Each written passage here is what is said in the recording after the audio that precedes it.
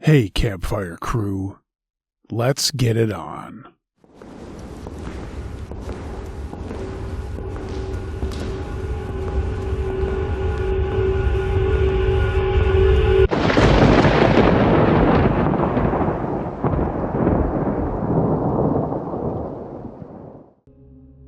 Wanapitei River Trip, submitted by Renee from up north. Last May on the Canadian long weekend, my friend that I will call Brad for this story, and I decided to do a 2-day, 36-kilometer trip down the Wanapitei River in northeastern Ontario. Our trip would start from the Coniston Power Generation Dam, and we would go almost down to a small town called Killarney. In hindsight, it was stupid on our part. We had had a winter with a heavy snowfall of at least 3 feet, and it melted extremely quickly. The snow had disappeared only about 2 weeks prior to our trip, so the water level was very high and very cold. I was planning to make the trip in my canoe, and Brad decided to do the trip in his kayak. When I arrived at his home, I discovered that he had a sit-on fishing kayak, not meant for White River travel. I attempted to convince him to leave it at home and hop in my canoe, but he refused and insisted on taking his kayak. We ended up taking his truck to the pickup point, and we hopped in my vehicle and drove to the power dam and then started our trip. We lucked out that first day because the sun was shining brightly, and the temperature was 17 or 18 degrees Celsius. For you Yanks, that's approximately 70 degrees. We had to start at the bottom of the dam, and the current was very strong for the first 200 meters or so. We had 2-foot waves, and it was cold. As soon as I got to calmer water, Brad then started out, and he made it 3/4 of the way, and then flipped into the water. I helped him to get out of the water and get back in his boat, but we realized that he had lost his paddle, and Brad went into shock because of the cold water. We got to the shore and I let him warm up, and I tried to convince him to bring his kayak back to my vehicle and have him hop in my canoe with me. He just said, "No, I'll continue." So I handed him one of my spare paddles and we continued our way down the river. The rest of the day was absolutely beautiful. We saw a beaver, lots of little critters, geese, tons of songbirds. It was awesome. Because Brad was paddling with a canoe paddle rather than the normal 2-blade paddle, it took us longer to reach our intended campsite.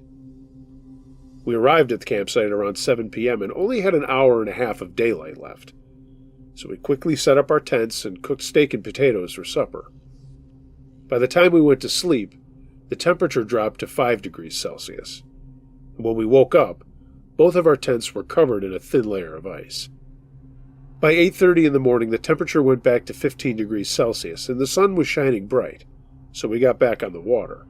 The first 2 portages we had to make were 600 and 200 meters respectively, and they went along these beautiful rapids. But the trouble started right after the portage around the McVitts Power Generation Dam. The current was very strong. I easily navigated my way down the set of rapids. Yeah, I got a little bit of water in my canoe, but it was nothing I couldn't handle. But Brad, once again, flipped halfway down. Luckily, this time, the water seemed much warmer than the previous day, and the weather was hovering in the low 20s, and he was fine. I knew we had about another kilometer of moderate rapids, so I convinced Brad to tie his boat behind my canoe and hop in with me. As we kept going down the river, it narrowed from 80 feet wide to maybe 30 feet wide, and the banks became very steep. Basically, we were stuck in a funnel, and the current was so strong that it swept us past the portage trail that we needed to get on. No matter how hard we paddled, we couldn't reach the shore, and the canoe was now going sideways, on the verge of going backwards. I managed to straighten out the canoe as we approached a bend in the river, and we could hear a loud roar of rushing water. I yelled to Brad to paddle as hard as he could, as I knew going down some rapids sideways was about the most dangerous thing we could do. As we got around the bend, the river was now 10 or 15 feet wide, and we got dragged over a 7 or an 8-foot waterfall and flipped. We both got tossed out. From this point on, everything went in slow motion for me. I remember yelling at Brad to grab the canoe, and then I felt I was getting dragged down under the water. I quickly expelled as much air as possible and took a deep breath. I was underwater for a good 30 seconds and then popped out about 20 feet up the river as I reached the same point where I got dragged under. I got pulled down again, only to come back out exactly at the same spot I came out last time. I was scared that I was caught in a backwash and didn't know how long I could keep holding my breath. And every time I went back under, it seemed to last longer. As I got pulled under again, I decided to accept my fate. I was considering to just stop holding my breath and let whatever was going to happen to me happen. That's when I had a vision of my 8-year-old son crying, and somehow I heard my 11-year-old daughter screaming, "No, Papa, don't go." Then I popped up at the surface. At that moment, I decided to do whatever it took to get me home to my kids. I looked around and saw a dry bag floating next to me. I knew that bag had Brad's first aid kit, his truck keys, and a fire starter kit and some snacks. I quickly grasped for the bag, and it provided some buoyancy, and it seemed like I managed to get out of the backwash as I finally went past the point where I would get pulled down again.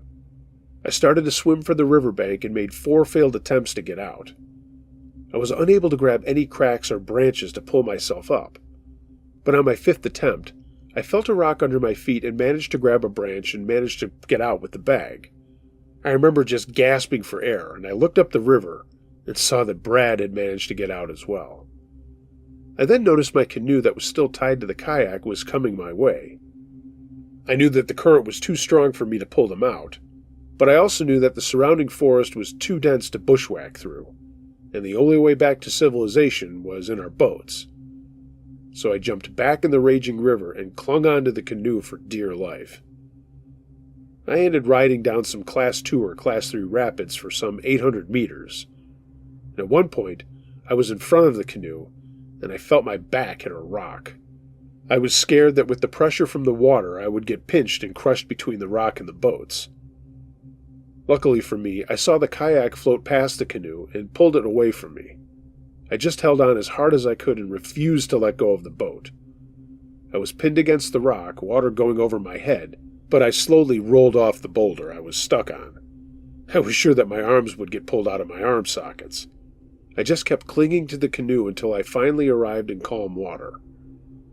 From there I used the last of my strength and swam to the slippery clay and rocky shore.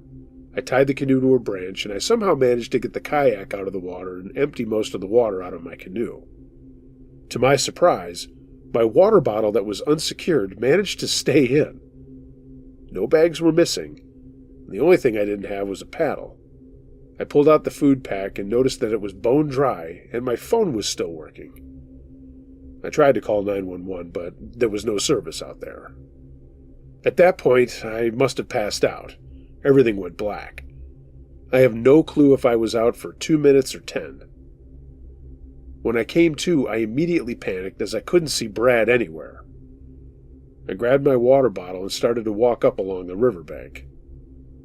After a minute or two, I saw something red in the trees ahead of me, and it was Brad's life jacket. He was combing the river for my body. He looked fine, though he had lost a shoe in the rapids, but luckily for him, he found that bag that I saved. His spare camp shoes were in that bag. At first, we were scared that there might be more rapids down the river and decided to hike out. We would just retrieve our boats later. The GPS on the phone indicated that we had 15 kilometers to the closest road, and we quickly realized that there was no way we could do that. It would take us 3 days just to cover that distance in this terrain. We had nothing dry to wear, and at night we knew it would drop below freezing. We also knew that if we stayed out there, our chances of survival were slim. We then decided to find some large sticks and use them as paddles. We would stay close to the shore, and if there was any more rapids, we would just get out of the water. Using sticks would make us much slower, but I managed to find a huge 10-foot sapling that was 4 inches in diameter and had a big knot at one end that could displace some water. My fingers hurt as the big log was awkward, but I kept paddling, and I felt like I was in one of those boats in Venice. After a kilometer or so, I knew that according to the maps, we only had flat water and no more rapids. But we weren't out of the woods yet. We had nothing dry to wear, and we only had a few hours of daylight left, and we knew the temperature would drop to near freezing. I kept hoping to see a camp or some fishermen, but there was no luck there. As for Brad, he was no longer paddling. When he spoke, I could hear the despair in his voice. We went by the old Burwash prison that closed down decades ago, that we desperately wanted to look at, but at this point we were too cold and hungry to care.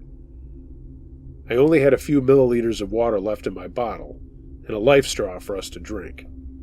All of a sudden, some 10 kilometers away from the bridge where we had to pull out, we saw something orange sticking out of the water. It was the wheels that attached to the kayak for the portage. Then, 5 minutes later, I saw some red. It was one of my spare paddles. That probably shaved some 30 minutes off of our trip. Shortly after, I found my hat from Scout Group 601 from my days as a canoe guide in the late 1990s. And just a few feet from there, I saw my tackle box just floating under the surface. As I reached for it, I saw bubbles come out of the box and it sank. Crap. There goes $100 worth of equipment. But at that point, we still had 5 kilometers left to go and maybe 2 kilometers an hour. I could see Brad shaking like a leaf, and I could hear his teeth chattering, and it was maybe 10 degrees Celsius, and it was getting dark fast. I told him we were going home tonight to his wife and kids. When we finally reached the bridge, we had to walk about 5 minutes to get to his truck. I think the walking helped Brad, though. After 2 minutes, he seemed more coherent and stopped shaking. We had his keys that I managed to save in the rapids and started up the truck. Brad got even better as he cranked up the heater. We ended up loading his kayak in his truck and hid my canoe and equipment under the bridge, and he drove me back to my vehicle. On our way out, we saw 2 cow moose with their calves on the side of the road. Fortunately, they stayed in the ditch, as Brad didn't see it until I pointed them out. When I arrived at my vehicle, it was past 10 p.m. I immediately called my ex and made her wake up the kids so I could tell them that I loved them. I went to a gas station and bought some food as my stomach was growling, and the clerk saw that I was in pain and pale. And after I told him what had happened, he let me have those $8 store sandwiches for free. I had to call a friend to come with me to retrieve my canoe and equipment, and I didn't arrive at home until 3 a.m. I was heavily bruised, sore, but I was alive. As for Brad, he got home around 11 p.m. and he had cracked some ribs and had a sore leg. His wife drove him to the ER. He promised his wife to never do a river trip in the spring again, but he was alive. I have no doubt that if I hadn't jumped back in the river to save my canoe, Brad's wife would have reported us missing, and the search and rescue, they would have found us, dead of exposure.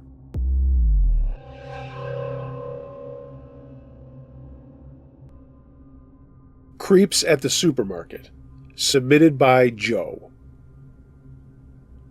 When my daughter was about 1.5, my wife and I often took turns taking care of the shopping while the other one could get some time alone.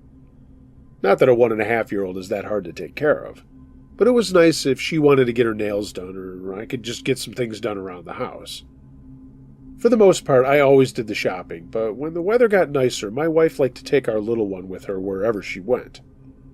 I guess it was to try to acclimatize her to different situations and places. On this day, though, I was going to run some errands with my little girl and then was going to round out the trip at our local supermarket. I was doing the whole shopping thing, going up and down the aisles, grabbing things that I needed, having to backtrack to grab things I forgot about, and navigating a store that had just done that thing they do once in a while, where they rearrange what seems like every freaking thing and then put it in a different aisle. Yeah, I understand why they do it, but it's a complete pain in the ass to go on memory to an aisle to get something, only to find that that section is now 2 aisles over. My little girl was in her glory, giggling up at me and making me smile, despite the fact I was super frustrated with how long it was taking to get the shopping done. At one point, I was looking for something for a stir-fry dish that I like to make, and I didn't notice a woman come up to my cart. She was talking baby talk, and for whatever reason, I didn't register it until I looked up and saw that she was talking to my little girl. She was also trying to touch her hair. I guess I'm an overprotective dad, and I suppose I always will be, because at the moment I saw her reaching for my child, I pulled my cart right over to me and said, "Excuse me, please don't touch my child." The woman recoiled and gave me the dirtiest look. "What's the matter with you?" she asked me. "I was just chatting with your little girl." I said, "That's fine, but I don't appreciate people whom I don't know reaching out to touch her. As a mother, I think you would understand that." That really set her off. She didn't say anything for a few seconds and then yelled at me, "Well, maybe I'm not a mother. Did you ever think of that, asshole?" She then stormed past me and disappeared down the aisle. My little girl had no idea what was going on and went back to giggling at me. But I did notice at that point she stopped when the woman was talking to her. No more giggles, and certainly none when the woman tried to reach out to her. I chalked it up to just a woman being some kind of a kook, and I got the rest of my shopping done. I checked out and went out to my truck where I did my normal drill of getting my wee one into her car seat before I put the groceries in. While I know I'm an overprotective dad, I'm also not one of those assholes who leaves their cart out in the middle of the parking lot. So after getting her settled, I dutifully put my cart into the little corral they have for loose carts. I do it every time. After I put my groceries in the truck, I closed my doors and I thought I locked my truck. To this day, I can't figure out why my doors didn't lock, but they didn't. And I'm also big enough to admit that maybe I thought I locked my doors, but I just failed to do so. Anyway, the corral was right behind me, just across the drive-thru where cars go up and down the parking lot. I got about 3/4 of the way across and pushed the cart into the corral on its own. And at that moment, I got a tap on my shoulder and turned to see a guy about 2 feet away from me. He had a cigarette in his hand and asked me if I had a light. He had lost his. I said, "I'm sorry, man, I don't smoke." And then I turned to look back to my truck and went into full aggro mode. That kook woman was standing on the side of my truck with the back door open, and she was reaching in for my child. It didn't take me more than a second to get over to my truck and yank her by the arm away from my kid. The woman, trying to hold her balance, grabbed onto the seatbelt between the front and back seats and held onto it as she fell back a little bit. And I did yank her arm pretty good. She screamed at the top of her lungs, "Don't steal my baby! Why are you stealing my baby?" This, of course, got people who were around us looking in our direction. The guy who asked me for a light came over and said, "What the fuck are you doing to my wife?"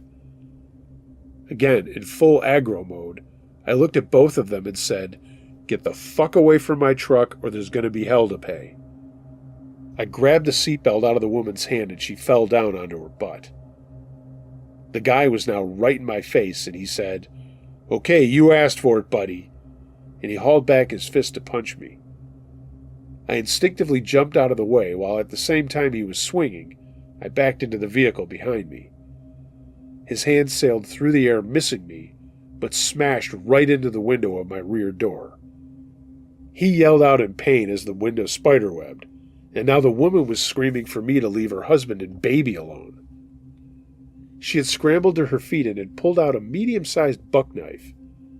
The guy was just standing there holding his hand that was now bleeding profusely.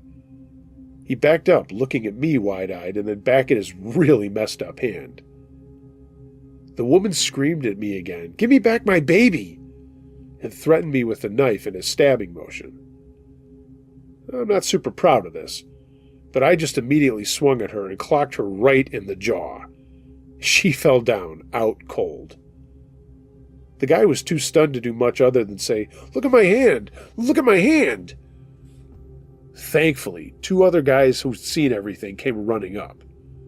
One of them asked me, "Are you okay?" Yeah, that was directed at me, not the guy with the bleeding hand. The other guy said he had called 911, and the guy with the banged-up hand tried to start walking away. One of the guys grabbed him by the arm and said, "I don't think so, buddy." I live in a very safe town, and the cops were pulling up within like 2 minutes. There were 2 cars and 2 cops. Both of them got out and came over to see what was going on, and one immediately grabbed a bleeding hand guy before he could make another break for it. The other cop told us not to move as he reached down to check on the woman. She was groggy, but eventually got to her feet. Of course, by now my daughter was screaming her head off with all of the commotion and yelling that had gone on. I immediately reached into my truck to calm her down, and then called my wife and told her to get to the parking lot and that there was some trouble, and I couldn't talk to her as the police were there. That's when the cop told me to put my phone down, and then both of them tried to start sorting things out. My daughter did settle down, and a few minutes later an ambulance pulled up, and then another one. My wife came about 10 minutes later after I was explaining to the police what had happened. The two guys who had run over to help me backed up my entire story, and that's when I remembered to tell them that the woman had tried to touch my little girl while I was in the store. I hadn't even thought about it until that point, but the guy asking me for a light for his cigarette, I realized was definitely a decoy to let the woman get my kid. Both of them were taken to the hospital and later arrested. The cops kept talking to me to get my full statement, as well as the other guy's statements. They were cool enough to let my wife come over and get my daughter after it was clear that she really did belong to me and that these two other people were trying to take her. At the end of the day, I was allowed to go home, but the cops said they would be following up with me concerning the charges for the other two. I had no problem with that. I did ask if I was in trouble for punching the woman, and they said no, it was clearly an act of self-defense, seeing as how she had a knife and there was a clear and present danger to not only myself, but my daughter. Man, I'll tell you what. I have never been so pissed off and so frightened at the same time in my life. And it was probably an overreaction, but right after that, my wife and I started using Instacart for the longest time. Or we would go to the store on our own without bringing our little girl. I know I said I wasn't proud of hitting that woman, but I would do it again to protect my kids. Everyone, keep your head on a swivel out there. This world seems to get creepier and weirder every day. And although this was a few years ago, I still remain as vigilant as possible wherever I go with my wife, my little girl, and now my son. Never let your guard down. You never know who is out there willing to do something crazy.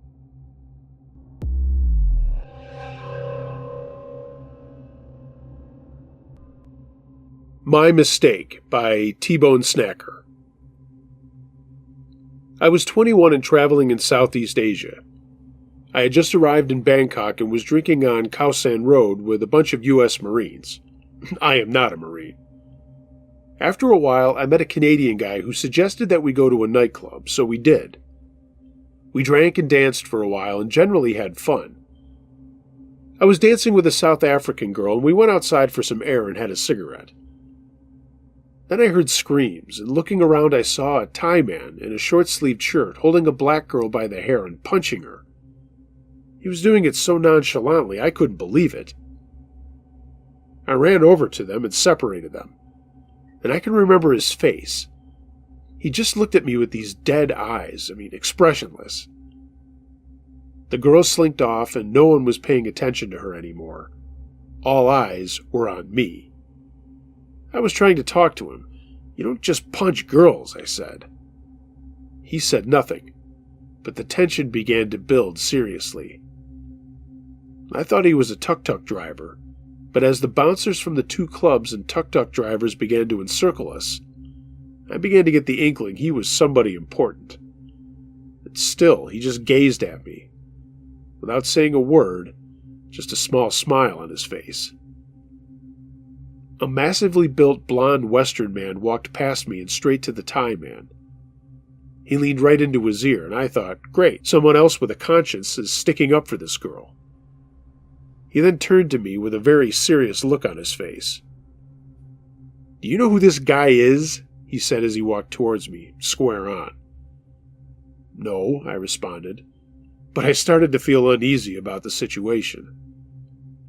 He placed his hand on my shoulder, then ran his hand up the back of my neck and grabbed a fistful of my hair. With his other hand he threw a heavy right hand to the bridge of my nose. Luckily I was able to block the punch by dropping my head and raising both hands to my forehead. I absorbed the impact without injury. I have some training in martial arts and was able to use his grip against him by twisting him away and putting him in a vulnerable position. He was left half-facing away, and I could easily have struck him in the face, neck, or groin, or maybe even the back of the legs. For a sweep, he would be unable to defend or counter. I raised my hands in a defensive but passive position and stepped back, creating more space between us. At this stage, I knew it was bad. The big guy turned to face me again. Do you know who you are fucking with? This guy's dad runs Bangkok." He said it in a Scandinavian German accent. Another smiling local standing next to the Thai man chimed in. "We'll take you in there and fucking slice your throat." He was pointing to a quiet bar next to us. At this stage, I knew I only had one course of action. I had an expandable metal baton in my pocket, which I really knew how to use effectively. I reached into my pocket and held it by my side, retracted. If anyone came a step closer, they were going to get hit. I planned on fighting my way out and running out into the traffic if they made the first move. We all stood in silence for what seemed like an eternity. They had to respect the fact that I had a weapon, and I had to respect that there were many of them. Eventually, the Thai man said, "Go in," and pointed to the nightclub I had just left. I knew that it was going to be some sort of trick, ploy, or something, but I just wanted to get out of the circle I was in. I went in, cautiously. At least if anything kicked off inside, then there would be witnesses. I sat with my back to the wall, side onto the bar, scanning the room and ensuring none of the thugs or bouncers were coming towards me. I could see them watching me across the room, but not doing anything apart from that. Eventually, I saw a group of familiar faces. It was the Marines I had been drinking with on Khao San Road. They spotted me as they came to the bar, and I bought them around. It was literally like the cavalry had come. I told them about the situation, and they said they would keep an eye out and would back me up if anything kicked off. They weren't ready to leave, though. I desperately wanted to get out of there, but they weren't ready to leave. So we stayed and drank. I knew if I left alone, there was a good chance that I would be set up for a trap or a surprise attack. When we left, the bouncers and thugs outside were all burning holes into me with their eyes. But nothing happened. They had to respect the fact that I was with 7 muscle-bound Americans. To this day, I am so glad I met those guys.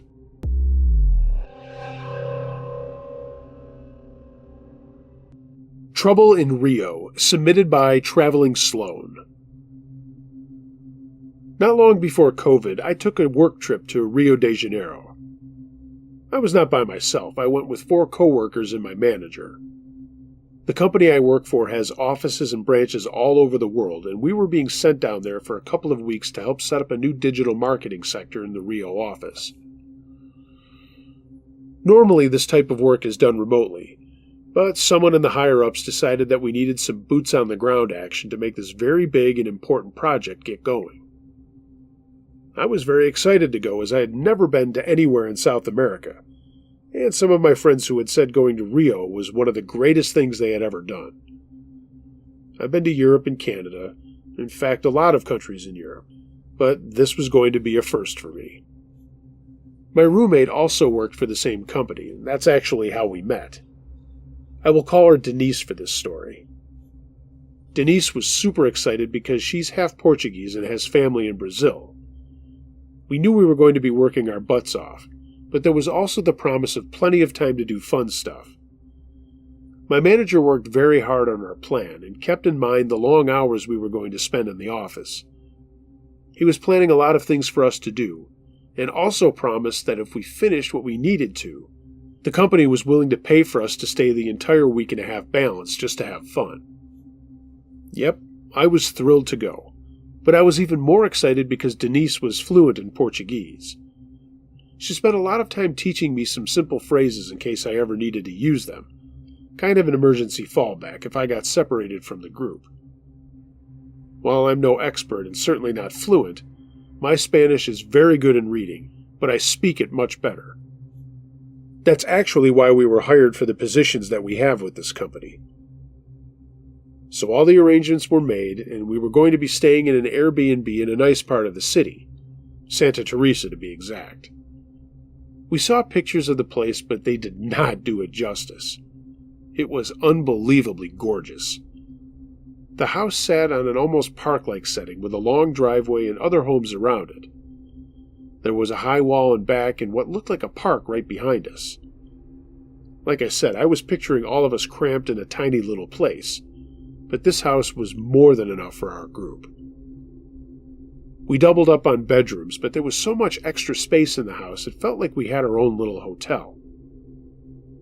The flight was boring, but I was so excited to talk to my coworkers about the project and also all the fun stuff we were going to do, it went by quickly.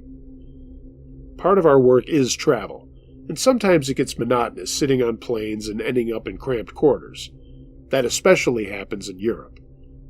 This was totally different, and from the minute we landed and took our transportation to the house, I realized how much fun this really was going to be. Or so I thought. We got there on a Sunday, and really late in the afternoon, and my manager, I'll call him Bill, had made arrangements for the place to be stocked with food and water, as well as stuff like munchies and Gatorade and soda. That first night, we all settled in our rooms and then just hung out in this gigantic living room, going over what we were going to get started on the following day. We had worked it out that if we put in 10-hour days, really busting our humps, we would have the better part of 4 days at the end to just hang out. Sometimes when we worked, there was infighting amongst our group, the usual office struggles, but everyone was so excited to not only be working on this new launch, the reward of having that kind of time off in this unbelievably beautiful place made us put all of our squabbles aside. And that's the way it went for day after day.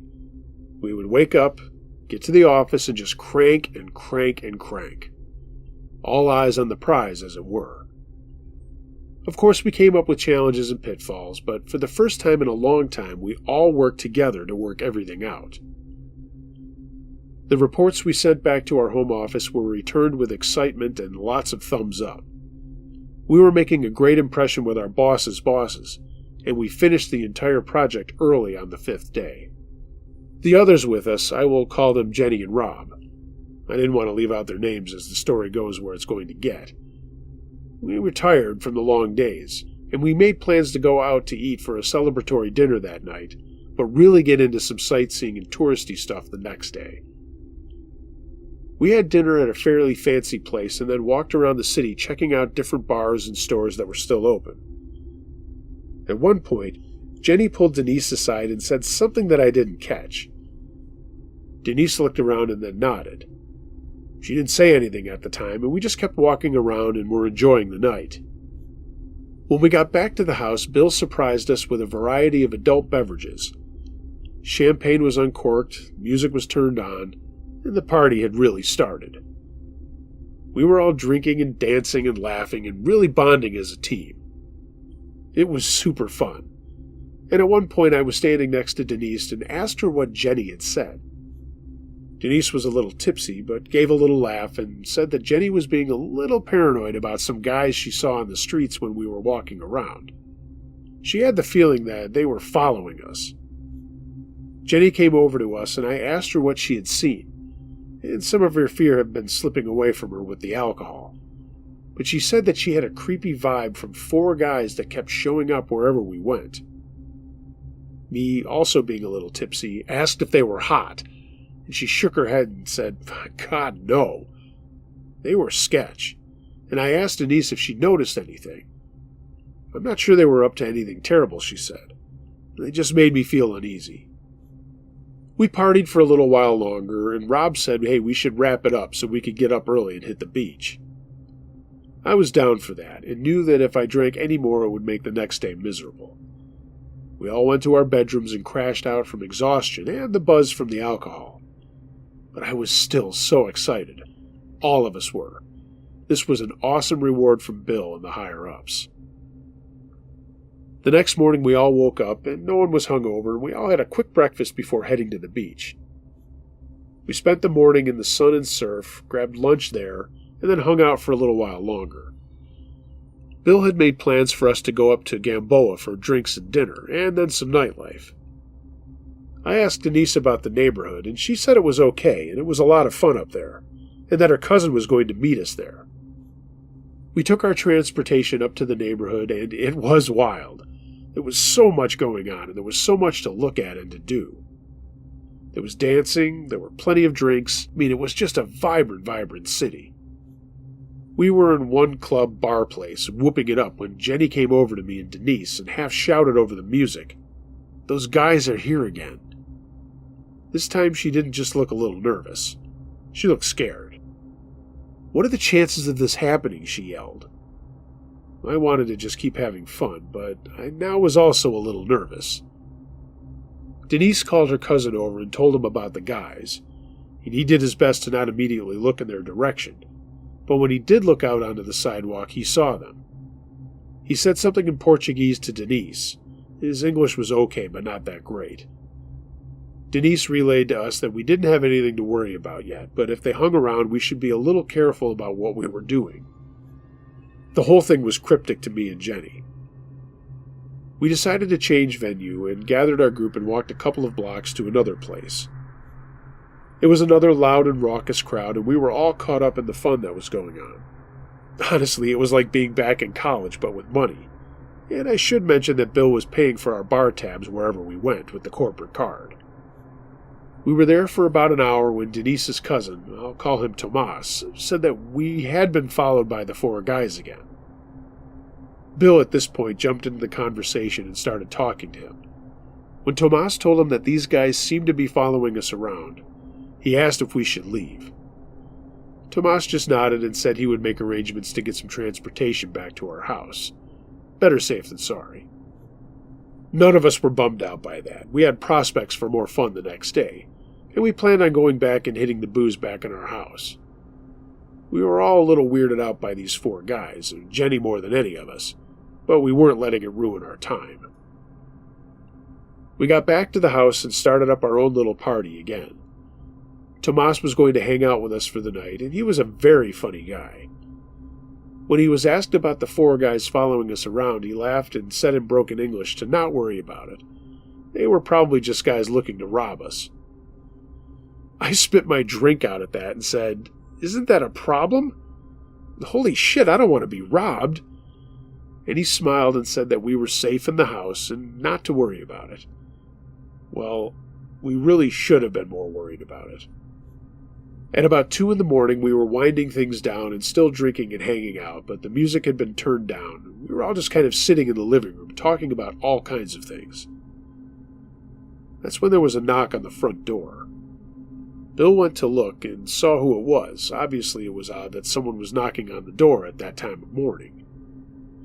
He said something in Portuguese and English to whoever was outside the door when he looked through the peephole. Basically, he said that it was a private party and they needed to leave. He stepped away from the door and the knocking came again, but this time it was much louder. It was not a friendly knock. It was someone who wanted to get in. Tomas went to the door and looked out and said, "Shit," in English. Immediately I said, "What?" as did Jenny. Rob, who was a musclehead in the best sense of the word, immediately got up and got into a protective mode. Bill told him to relax immediately. Rob said he would do whatever it took to protect us. There were shouts coming from outside now, basically along the lines of, "Open the door." I went and turned the lights off, and Jenny and I, with Denise in tow, went to the front windows and looked out. We couldn't see who was at the door, but I did see 4 guys all dressed in black with what looked like AK-47s. To be honest, I've never seen one in person. Until then, I'd only seen them on TV. But that's what they looked like. They all had balaclavas on despite it being so warm out, and I realized right away this was not good. "What are we going to do?" yelled Jenny. Denise told her to shut up, and Jenny said something back along the lines of, "What the fuck? There are guys outside with guns. You expect me to be calm?" I was drunk, and things were whirling in my head. I looked at Bill and said, "What do we do?" He said for everyone to go to the kitchen, and that he was going to call the police. At the word police, Tomas perked up and said, No police." Even in my drunken state, I wondered why he was worried about that. He said a whole bunch of things in fast Portuguese to Denise, and the look on her face was nothing but shock. We asked her what he had just said, and she just looked at us. Tomas whipped out his phone and made a call. Again, he was speaking in Portuguese very fast, and he kept nodding his head and saying yes in English. The pounding and yelling continued outside, and by now we were all more than scared.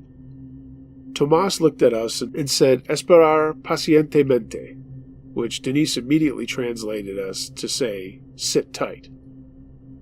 None of us knew what to do other than our best to sit tight. The yelling continued and it was getting angrier. At this point, I saw some of the shapes of the guys right up at the windows of the house. Jenny started to scream, and Tomas raised his hand to her and said the phrase again, "Sit tight, sit tight." What else could we do? Even Bill looked like he didn't know what to do, and he was always a take-charge kind of guy. Less than 5 minutes later, there was a massive commotion outside. For 1 second, I thought I was going to hear gunshots, but there was just more yelling, and it was more than just a few voices out there. After a minute or two, the voices were yelling again, and then there was a knock at the door. This was not a pounding. This was just a knock. Tomas said to sit tight again and went over to the door. He'd been texting on his phone constantly the entire time. He opened the door despite Bill telling him not to. 2 guys walked in. One was dressed in nice pants and shirt, and the other was dressed in what looked like army fatigues. The second guy also had what looked like an AK-47. The guy in the nice dress spoke to Thomas in a very hushed voice and looked around at us. Then he smiled and waved at us, patted Thomas on the shoulder. Then he said to us in perfect English, "You're okay. My apologies for tonight. Please enjoy the rest of your time here in our city. There won't be any more trouble." We didn't know what to say back other than, "Okay, thank you." None of us had any idea what was going on. The man and Tomas continued to talk for another minute or so before they shook hands, and the guy with the rifle left. By this time we had all moved a little closer to the door, and I looked out the windows and saw literally 12 other guys carrying rifles that looked just like the AK-47 that was in our house just a minute earlier. Tomas said, "No more trouble, all is well." He reached for a bottle and poured himself a drink, and then said he had to go. He also said he would meet us tomorrow if we still wanted to hit the beaches and explore the city. He said again, "No more trouble." Then he left. But before he left, he spoke to Denise at length on the doorstep. She came back in and closed the door. She looked down at the floor before looking back up at us. Of course, we had a million questions. Who the hell were those guys? And how did they know Tomas? Long story short, Tomas was part of the Comando Vermelho, or CV, one of the largest gangs in Brazil. One of the largest gangs in South America, for that matter. I didn't know whether to cry or be happy. Basically, we had been followed around by a local gang for the last day and a half, and even followed back to our house. When Tomas realized what was going on, he figured they would leave us alone. But obviously that was not the case when they showed up on our doorstep. He had called one of his bosses, who immediately sent out the 12 or so guys along with what I guess would be referred to as a lieutenant. They had scared the other local gang away and warned them that if they came back, it would be the last time they did anything. We were terrified. We all immediately wanted to catch the next flight home. Bill said he would make arrangements the following morning and that we should all just get some sleep. Denise said to us that Tomas had arranged for a couple of guys to watch the house throughout the night. What were we going to do? Could we actually think we were going to be safe with the protection of a gang? Yeah, we had a couple more days, but none of us knew what to do. The next morning when everyone was up, we all discussed our situation. Should we risk our lives staying, or should we just get the hell out of there and thank our stars that Denise's cousin happened to be a criminal with a heart? It turned out that we couldn't get flights for another day anyway, and when Tomas showed up midway through the morning assuring us that it was okay for us to enjoy the city, we did what I think most people would think was the dumbest thing ever. We decided to stay. Jenny took the most convincing, but Rob talked her into it. Honestly, at first I was terribly nervous, but that went away once we started having fun again. Tomas stayed with us the entire time and was constantly on his phone, and his head was on a swivel. At one point, Denise and I were talking to him, and he looked at me and said, "It's okay. You're being watched and protected. There's nothing to worry about." We enjoyed the next 2 days as best we could and did some touristy things, but we made sure we were back at the house right after dinner each night. I know, I'm sure a lot of people hearing this will say how stupid we were and how our lives were at risk. But the truth is, I think we all felt a lot safer than we had the first time we went out and the first time those 4 guys spotted us. We flew home. We were praised highly by the company. We were told that there would be more projects in Brazil coming our way. None of us had the notion to tell them what had happened, but I'm pretty sure that if that offer comes up again, none of us will go back there to work. It's such a shame because it is such a wonderful city. And even though we did have a good time despite the scariness of it all, I don't think I will ever return to Rio. I'll take the cramped rooms and crowds of Europe any day. Thank you very much.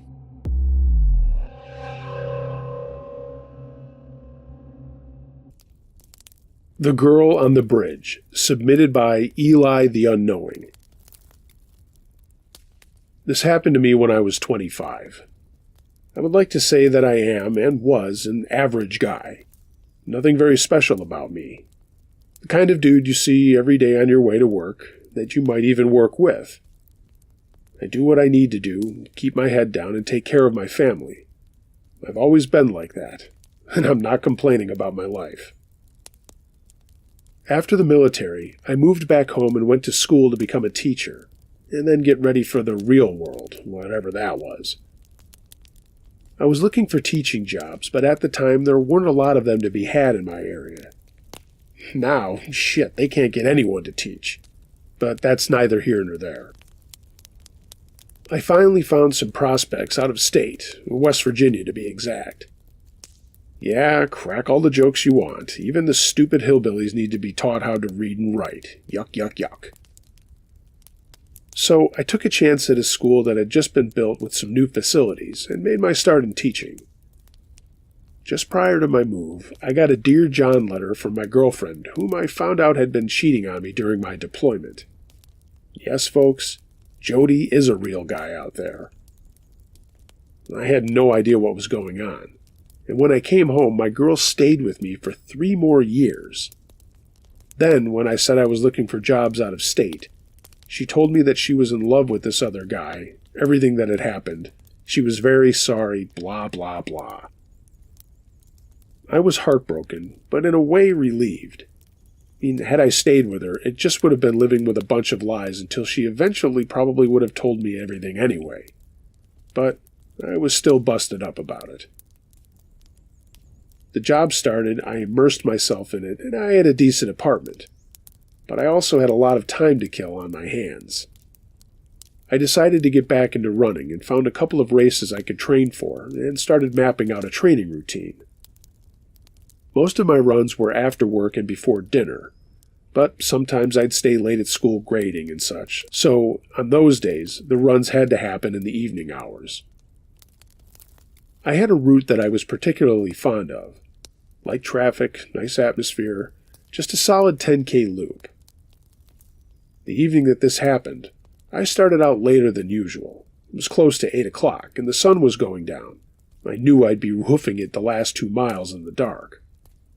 So I had put on my reflective gear and gave it a shot.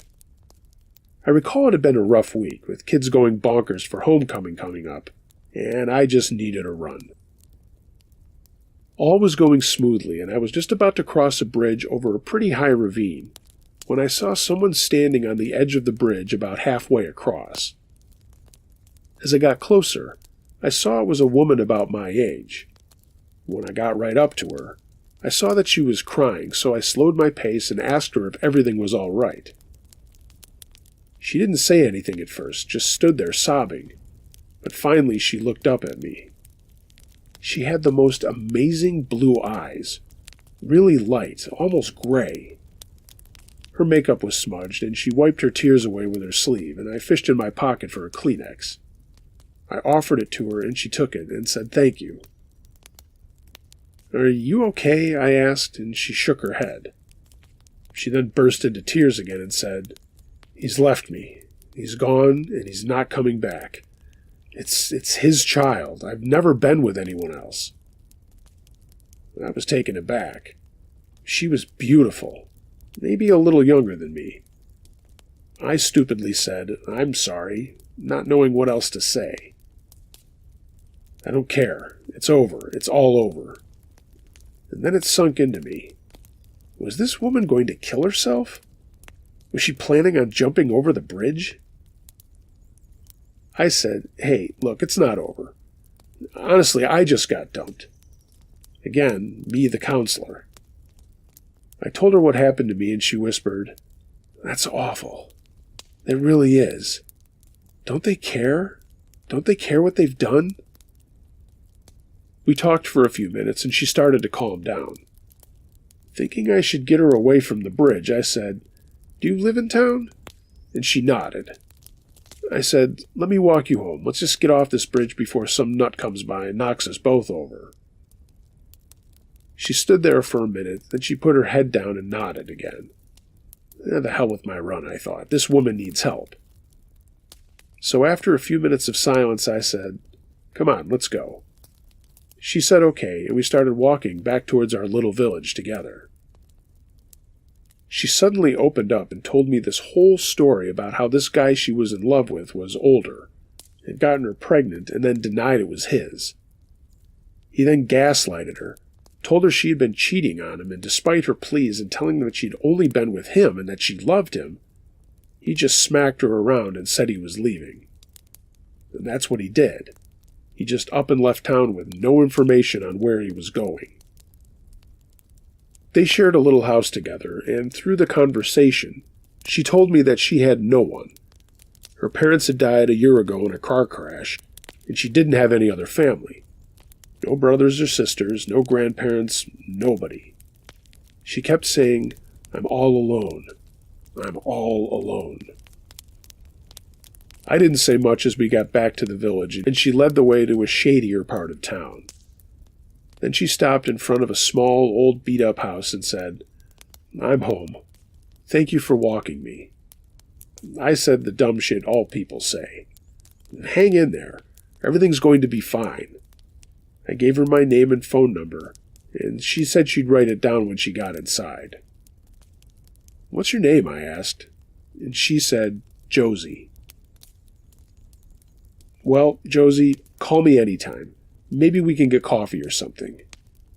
She smiled, well, sort of smiled, and nodded her head again. And like that, she went inside.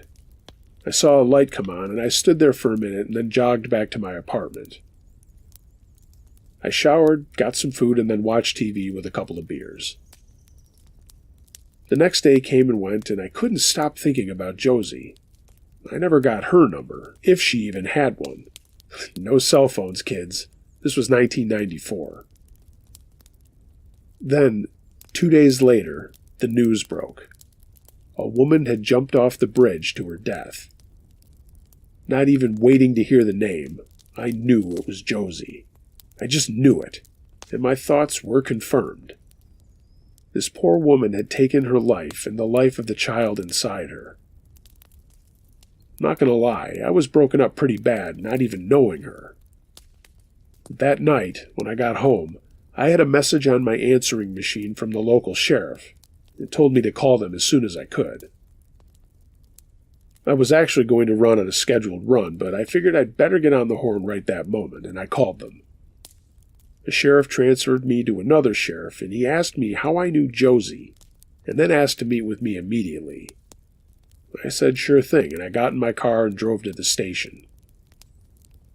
The reason that they called me was when that they found her body. She had a piece of paper in her pocket with my phone number on it.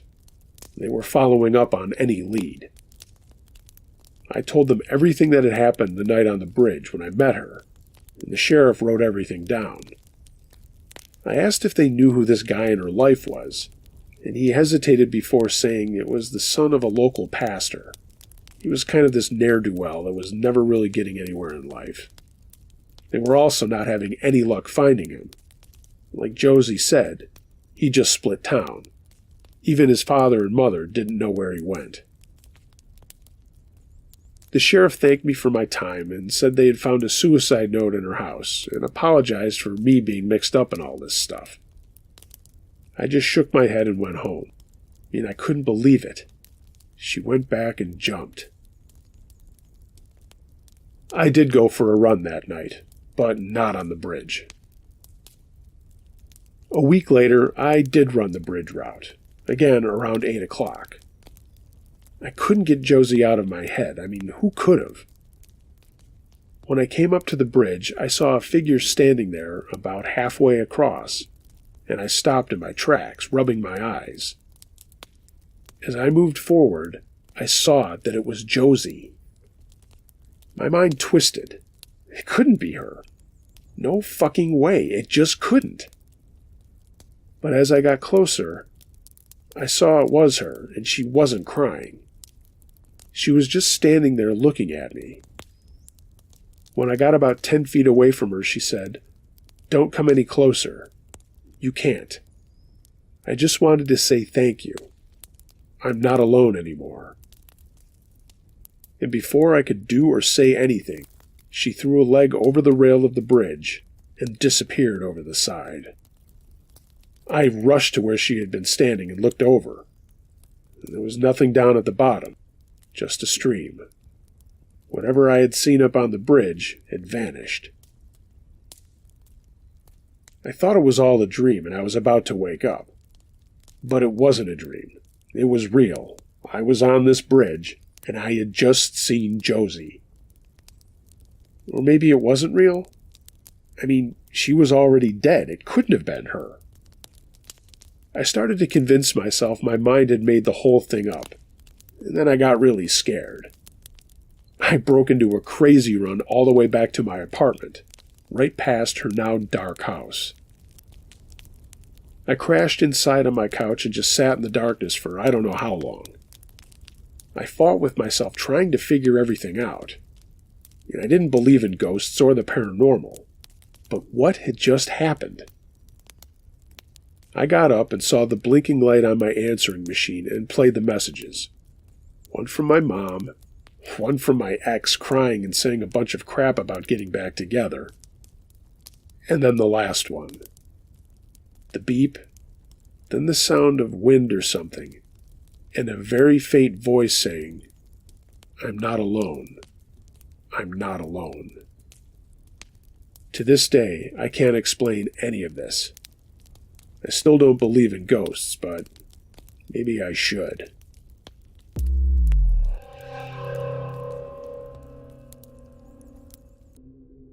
Creeper at Kids Play Place, submitted by Charlie Daniels.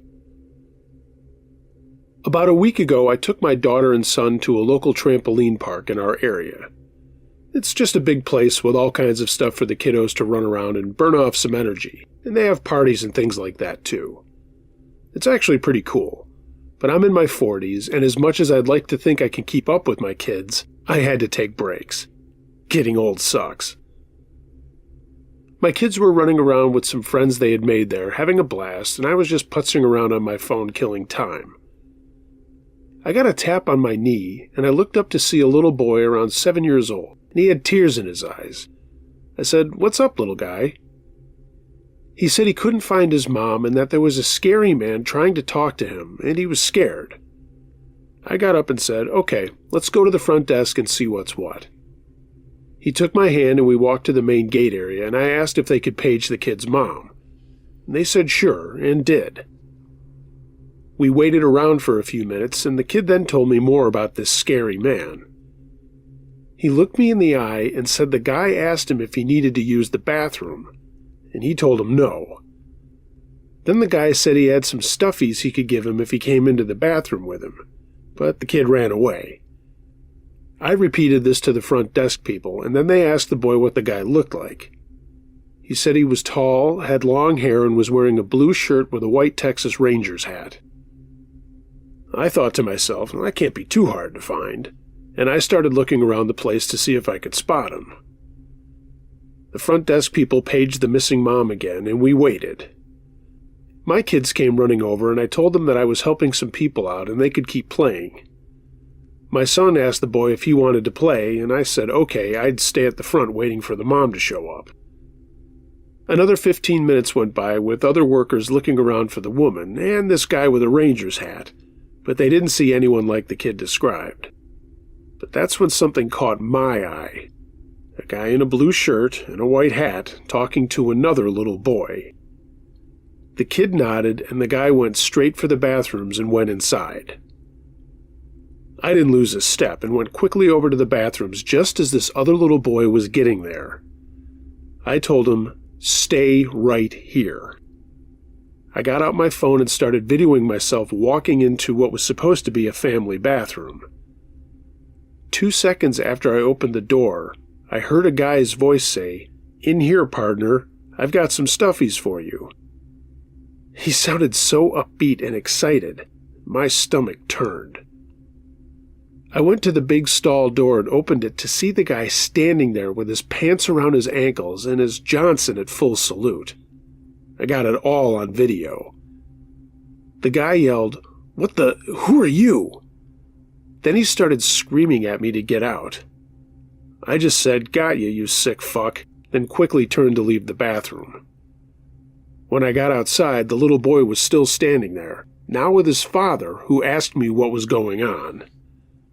I told him everything that I knew, and that the sicko was still in the bathroom. The guy practically knocked me over to get to this sicko, but I told him to just call the cops and I'd make sure the guy didn't leave. His hands were clenched, ready to kick ass, and hell, so was I. But I told him it was better for the cops to take care of it.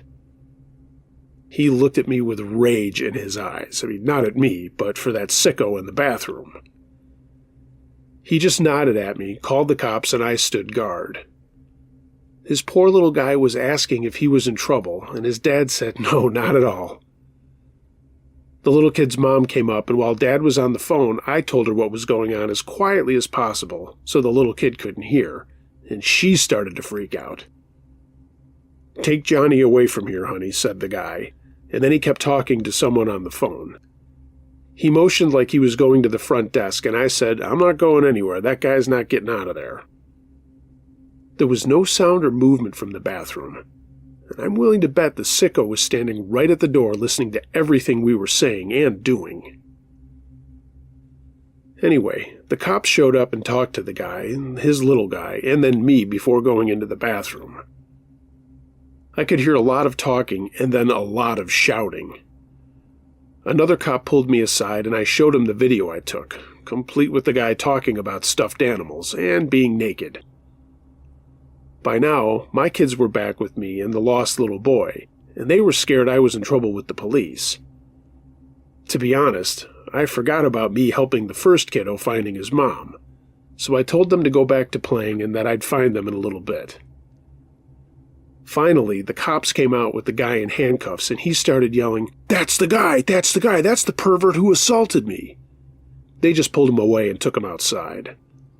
The other cops kept talking to the front desk people who told them that the creep wasn't with any kids, hadn't paid or registered anyone to be there, including himself. He must have just walked in and they thought he was a parent. Then, stumbling through the door, came the lost kid's mom. Stumbling is a light word. She was shit-faced drunk and slurring her words asking for her son. One of the cops was within earshot as the woman started yelling at the front desk people to get her kid and get him now, and that they were all wasting her time. I thought, lady, you're wasted enough for all the adults here.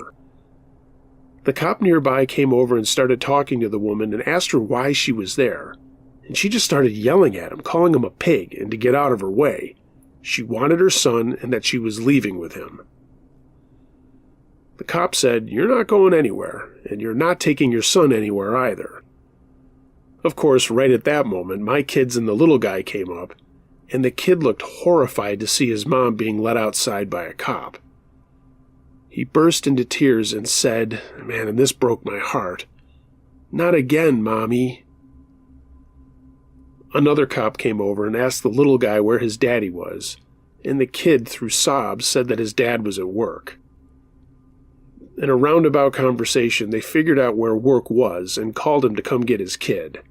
that the mom was likely being arrested for public intoxication and quite possibly a DUI.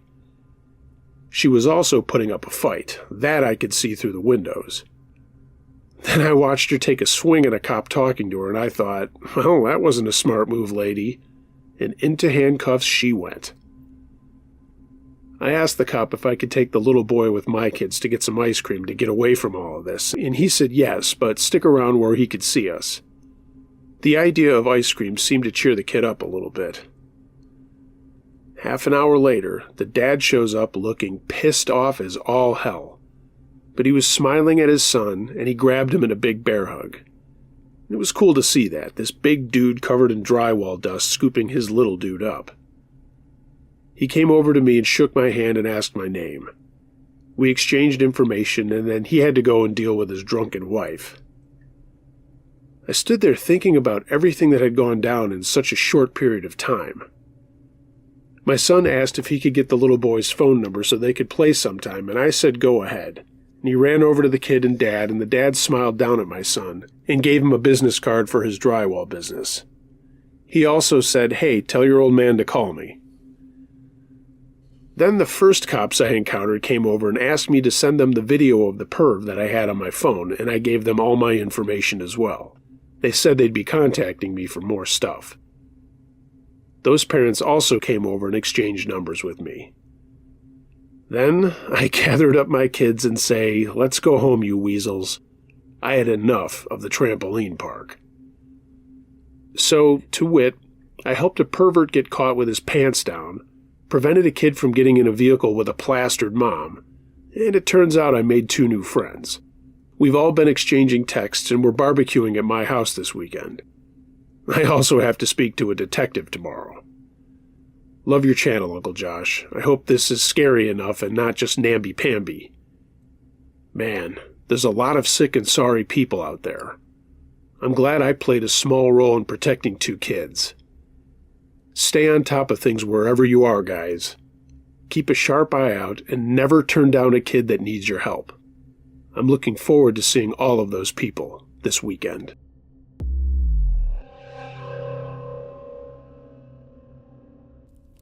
Saved by a Scary Stranger. Submitted by Sean Wiley. Growing up, I was a shy kid.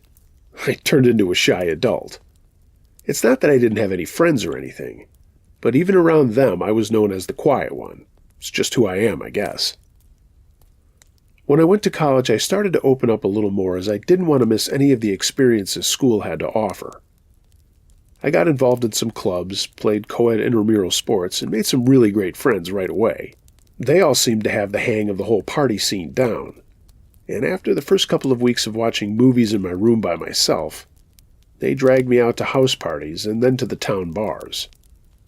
I was an art major, and I was good at chalking IDs.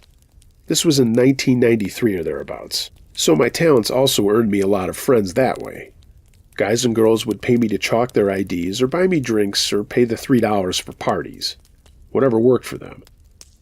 For the first time in my life, I had a taste of what people would consider being cool, and I even got to know some of the bouncers and bartenders who knew I was underage.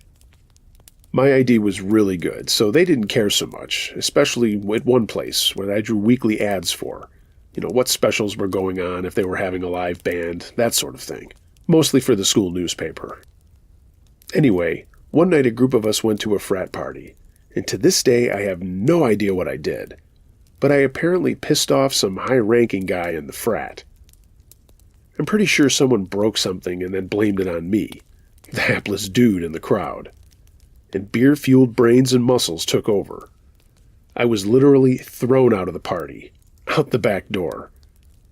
I landed in a heap, and in my drunkenness I just laid there for a while as the world spun around me. Finally realizing that I was alone and none of my friends had seen what happened to me, I got up and started to walk home, humiliated. Being hammered didn't help things as I got more and more upset and angry. Stumbling around, I realized I didn't know where I was. My directional skills sucked, and they still do suck. I praised GPS when it came out. So I started walking back to the dorms in exactly the wrong direction. It didn't faze me that I didn't recognize any houses or landmarks. I just kept walking, thinking I would somehow get back to campus. It was only when I got to the outskirts of the town that I realized I'd fucked up. There weren't any houses anymore, and I sort of came out of my drunken stupor. Just a little. I stopped, turned around, and then got the idea to cut through a neighborhood diagonally from where I thought I had come from. Bad idea. As I walked along, now even angrier at myself for not sticking up for myself at the party, I was also lost.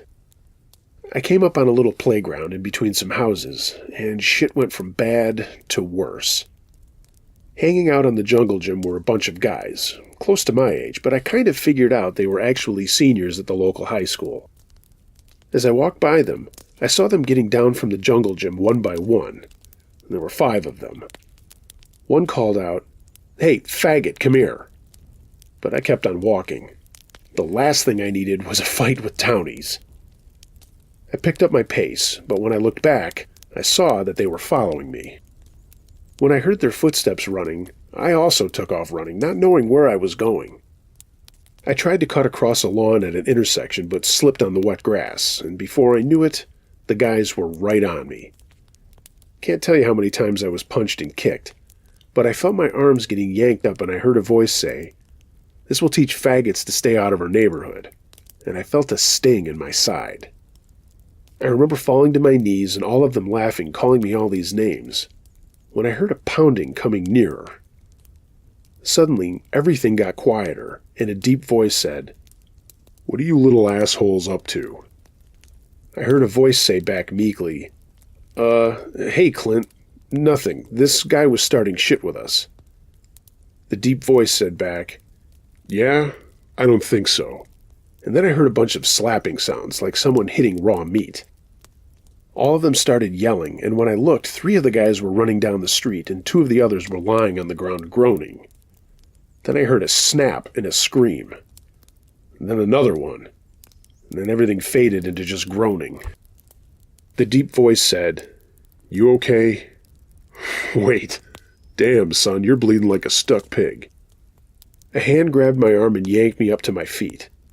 The guy, I guess Clint, was standing in between me and a streetlight. But this guy was so massive I could only see the light around him. I never got a look at his face. "Follow me," he said, and led me a couple of blocks to a police substation where there was EMS. "Go over there, they'll help you out. And stop wandering around places you don't belong, college boy." He laughed and then said, "Don't worry, you'll be okay. Just go." "What about those other guys?" I asked. I was speaking over my shoulder, as he never got in front of me. "Them? Fuck 'em. Their arms will heal." The dude had broken their arms. I stumbled towards the door of the place, and when I went in, 2 guys jumped up and, after one looked at me, started going to work to stop the bleeding. They started firing all kinds of questions at me, like, "Who did this? Where were you? Do you live on campus?" The next thing I knew, I was in an ambulance, and I ended up in the hospital, where a really nice doctor gave me 14 stitches in my side. He took all my information and called the police, who the EMS guys had already notified of me. They came in and asked me the same questions, and I told them everything except where the party had taken place. I was being honest, but I'm not a rat. I knew that address, but I played dumb. I also didn't say a word about the guy who helped me, but I did hear people talking about 2 high school kids that arrived at the hospital, each with a broken arm. I found out later that they never talked about the guy either. They released me and gave me a ride to the dorms, and that was it. I laid low for a couple of weeks, my friends all apologizing for losing me during the night. I had 2 black eyes to go along with my stab wound, so I was a pretty awful sight to see. I couldn't shake the fear of that night. But eventually, I got over it. Word got around, and a bunch of my friends wanted to get a posse of sorts together to go find the guys that did this to me and kick their ass. A couple of weeks later, everyone convinced me to go out and took me to my favorite bar, and the bartender asked me where I'd been and what happened to my face. I told him the story, and he said, "Wait, a guy named Clint helped you?" I said, "Yeah." And he looked at another bartender and said, "Clint helped this kid out." The other guy whistled and said, "Damn, kid. Never heard that happening before." They went on to tell me that Clint was this local guy who had failed out of college and was one of the worst townies ever. He went out of his way to kick the shit out of any college guy who so much as looked at him sideways. They kept going on and on about him, saying he was meaner than a snake and a total loner, and amazed that he had helped me out. And that was it. The rest of college was smooth, and I never crossed paths with Clint. That is, until my 20th reunion. I went back to campus to see my old friends, and we had a great time. The bar I so loved was still there, but it had changed hands a number of times, and we just all went for the nostalgia. As we were getting drinks, I noticed a guy sitting at the end of the bar not talking to anyone. And for some reason, he looked familiar. I went over to him and said, "Excuse me, is your name Clint?" He didn't answer. He just slowly got off his stool and stood up. The guy was mammoth, and I don't mean fat. Honestly, he looked like the tough guy from that movie 3 O'Clock High. "Who are you?" he said. And for a minute I was quiet. And then I told him who I thought he was, and what he had done for me. He looked deep into my eyes, and a thin smile came over his face. "Still not staying out of neighborhoods you don't belong, huh?" I quickly ordered 2 shots and 2 beers. And without a word, he took a shot and a beer and downed them. I did too. "Stay out of trouble tonight, college boy. I'm retired." And with that, he walked out of the bar. I didn't even get to thank him. So yeah, it was a scary-ass night for me way back when. But I'm grateful a total stranger was there to lend a hand. A stranger who still looked like he could clear a room all on his own. As thankful as I was, there was still a presence of danger around that guy. Like if I had caught him at a bad time, I'd be going back to the hospital. I'm glad I caught him on a good night. Scary motherfucker, for sure.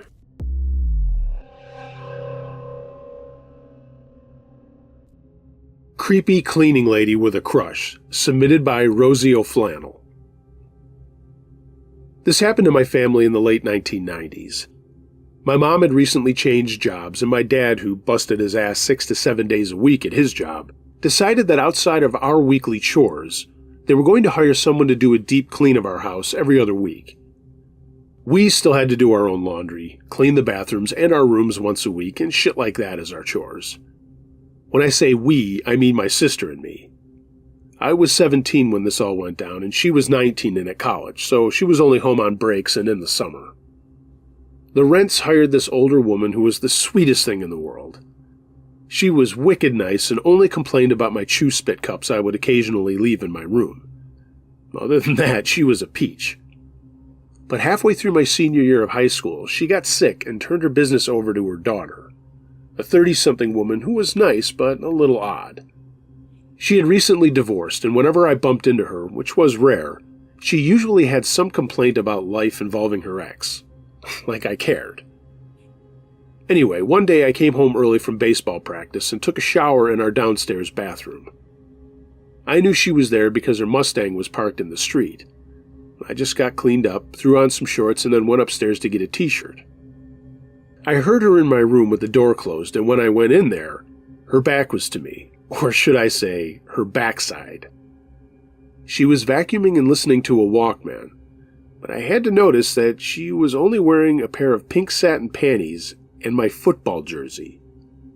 I didn't know what to do, so I just backed out of the room and went to my dad's closet to grab a shirt, and then I ran back downstairs. She came down a little while later with normal clothes on, with a look on her face that read, "I wonder if I've been busted." I didn't say anything other than hi, and she looked relieved. She took off after a while later, and I wondered if I should say anything to anyone. I thought about telling my girlfriend, but my girlfriend was a total hothead, super feisty, and I know she would have flipped out. I ended up telling my best friend Chris, who called bullshit until he came over to my house and picked up my jersey, and it smelled like her perfume. He said I should totally bang the cleaning lady. I'll call her Jen, by the way, and I just laughed. Of course, then he said, "Hey, I've seen her. She's got a wicked body, and she's not that bad to look at." Again, I laughed and told him to fuck off. But then things got weird. I started to see Jen all over the place. At the movies when I was hanging out with my girlfriend. at a pizzeria I worked at. All over the place. Not kidding. At the store, getting gas. There's Jen. I chalked it up to being a coincidence. I mean, my town wasn't that big. A couple of weeks later, though, I was playing a game and looked into the stands for my family. My sister had just gotten home from college, and she and my parents were in the stands watching me. I waved at them, and then saw Jen. She was sitting at the far end of the bleachers, away from my family. Okay, I thought, this is getting weird. Nothing else happened and summer came. My parents were going on vacation and taking my sister with them while I stayed home and worked my job slinging pizzas, trying to save for college. On a day that Jen had cleaned our house, I got home late from work, showered, and then grabbed a few beers from my dad's stash and went to my room to watch some TV before bed.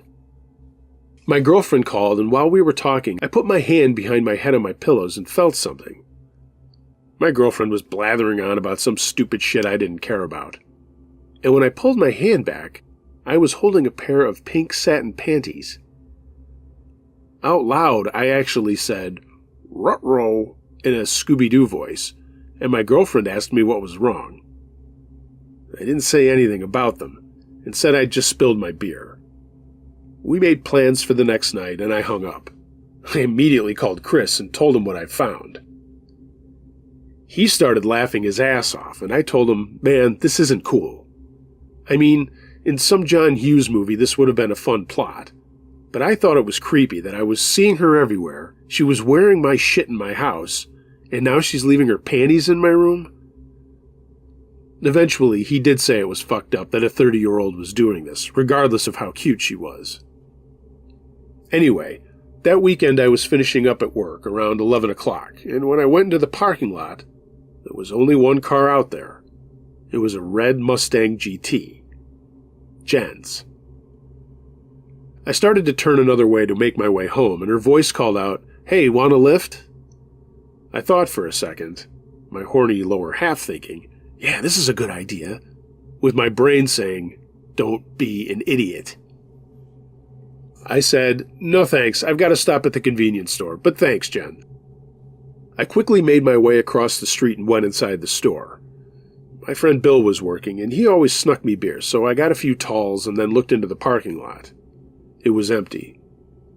I hung out talking to Bill for a little while longer, and then I made a beeline for home and got inside. I locked the doors and showered up, thinking about all this stuff that was going on. I went to my room, but before I went into my parents' room to tell them I was home. But then I remembered they were gone for the weekend on another trip. I sat down with a beer and called my girlfriend. I was going to spill the beans, but I just got her answering machine. After I left a message and hung up, I sat in the dark for another minute sipping a beer, and a voice said, "Ah, young love is so sweet." I nearly shit, I was startled so much. Standing on the other side of my bed, and I hadn't even noticed her up until this point, was Jen. In the light from the window, I could see she was wearing some sort of shiny nightgown. "What the fuck are you doing here?" I yelled. And she just said, "Such language for such a nice young man." I told her she needed to leave, and that if she just left me alone, I wouldn't say anything about her weird behavior.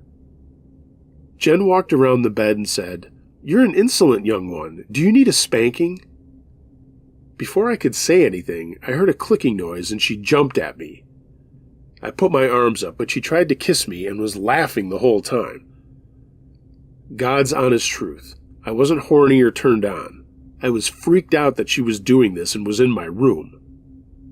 I pushed her down on the floor and ran out of my room, and she just laughed. I flew downstairs and called the cops and told them that a woman was in my house.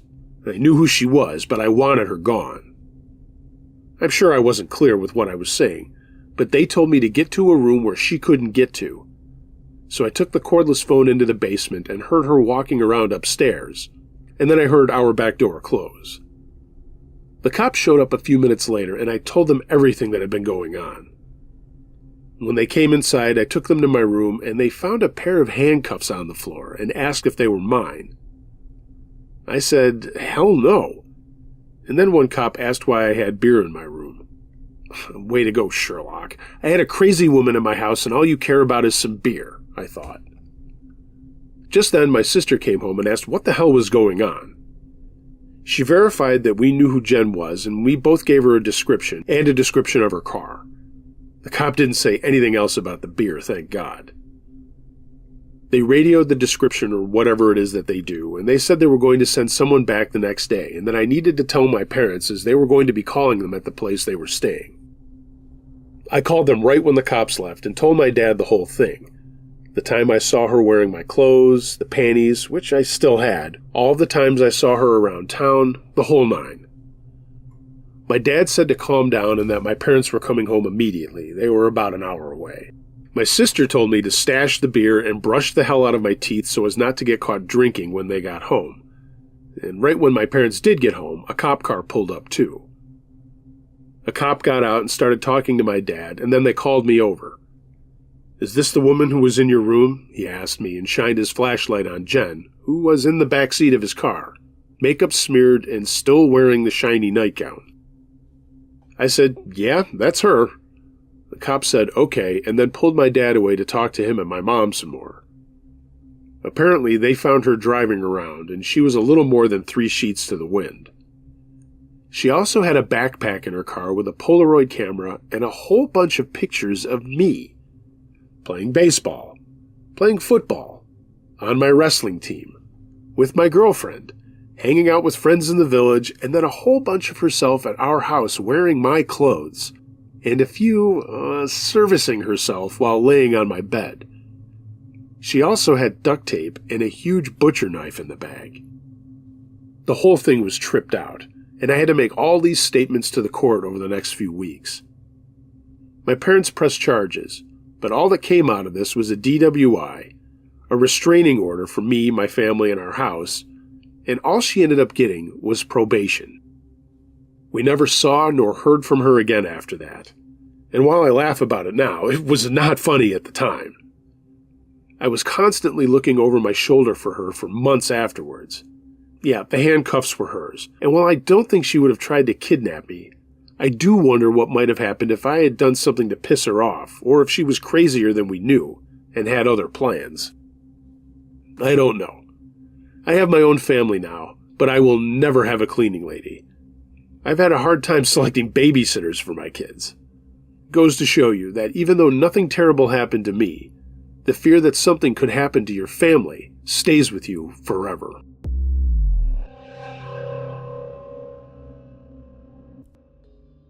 He hired a hitman by Anonymous. My mom had been calling a lot. It was my first semester away at college, and her husband had gone batshit insane. He hit her for the first time 4 nights before I moved out, and she locked him out of the house and he banged on the doors. In the middle of one night, he had driven away and she hadn't seen him since. But when I answered her call, she said she had gotten a phone call while she was watching TV. The person on the other end of the line said he had been hired to kill her and her kids, but if she could make him a better offer, he wouldn't do it. He told her what TV show she was watching. He told her what dorm I lived in. He told her that my brother was upstairs playing video games when he was supposed to be asleep. So she ran upstairs, and my little brother was playing video games in his room. She yelled at my brother to pack a bag, and the person on the phone had hung up. Then she called me. I waited for 45 minutes before leaving, hoping my roommates would show up and help me figure out what to do. And I said I'd call the police, but my mom said no. She just asked to please come help her. My roommates didn't come home, and my RA was gone. So I got into my truck and made a 45-minute drive in 20 minutes. The highway was nearly deserted, and I'd hoped a police officer would pull me over. They would know what to do, and I'd be able to say that I hadn't called the cops. I accidentally missed my turn when my mother called me 3 times in a row, and then I accidentally ran a red light when I answered. A cop was right there, but he didn't pull me over. When I got to our neighborhood, I parked 2 streets away and used my ROTC tactical movements to go through the alleys to her backyard. I tried to call my mother, but she didn't answer, so I put my phone on vibrate. Our gate was closed, but when I opened it, I saw a back door standing open, and no one was out in the yard. I hesitated and went in calling softly for our dogs, but they weren't there. Those dogs bark at everything. They were either not in the house or they were dead. I got a knife from the kitchen and I started a room-by-room search of the house. Kitchen and laundry room were clear. I refused to check the garage. Dining room clear. Living room clear, but oh fuck, there was a broken vase. Downstairs bathroom clear. I didn't go into the master bedroom because I fully expected to find my mother dead. I needed to get upstairs to the second bedroom on the right, my bedroom, to get my rifle, the only gun in the house. No one was downstairs, and the upstairs was completely dark. There was a blind corner right at the top of the stairs, and anyone could be hiding there. I was 100% freaking the fuck out as I climbed the stairs, and I got almost halfway up when someone started banging on the front door, which is right in front of the stairs. I froze. I turned halfway so no one could surprise me from the second floor. "Who's there?" I screamed. My cover was blown anyway. If anyone was in the house, they knew I was there. Whoever was outside could see me through the glass at the top of the door, but it was too dark for me to see them. No one answered me, but they kept pounding on the door. "Who the fuck is it?" I screamed. I was now at the base of the steps, and whoever it was kept banging on the door. "I'll kill you, you motherfucker," I screamed as I flung the door open, to see my mother standing there with the dogs in her arms. "Why didn't you answer?" I asked. She said she wasn't sure if it was me or not. "And if it hadn't been me, what were you going to do, throw the dogs at them?" I asked. She hadn't thought that far ahead. I told her the back door had been open, but she said it had been locked when she left. I told her that I checked most of the downstairs and was going upstairs for my gun. She said to go up and get it, so I went up with my knife and checked the upstairs while I was at it. And then I checked the rest of the downstairs. She had taken my brother to a friend's house, which is why she hadn't answered the phone when I called. She had been driving. I spent the rest of the night barricading the doors and windows and begging her to leave. Just leave. She baked me some cookies. Her face was blue and purple from her husband's last visit. She said my brother had tried to protect her, and he didn't look so great either. I told her that I would kill her husband. She said she knew that, and so did he, which is why he left when they called me. I feel like I should mention that I'm a chick, and he was a good foot taller than me and easily 50 pounds heavier, but I would have killed him. In the morning, I had to leave early to be at PT for my ROTC at 5:30 a.m. I had maybe 45 minutes of sleep where my mom had asked me to stay on the living room floor outside the master bedroom. I lost it at PT, and then again in my weekly meeting with my athletics advisor. My ROTC instructors and my athletic advisor were horrified when I told them what had happened. We got a restraining order that day against my mom's husband. He couldn't come on campus, I wasn't allowed to walk on campus alone, and my roommates got extra security. A few weeks later, my mom's husband tried to kill her on my 19th birthday. He was in his car and he'd thrown her a phone which she was using to dial 911 on the passenger seat. When she reached in to get it, he grabbed her arm and held her while he reversed out of the driveway and dragged her down the alley. Then he let her go and her head slammed against the ground and she got a concussion. He tried to back over her, but she screamed and rolled away and he ran over her foot and hand. At that point, our neighbor came out of his house and screamed, which scared him away, and my brother and mother went into hiding that night. Sitting on those stairs, certain my family was dead and I was also about to die, was the scariest moment of my life. And then having someone bang on the door and not answer when I was screaming at them, and having to open it thinking it was a killer on the other side, creepiest thing ever.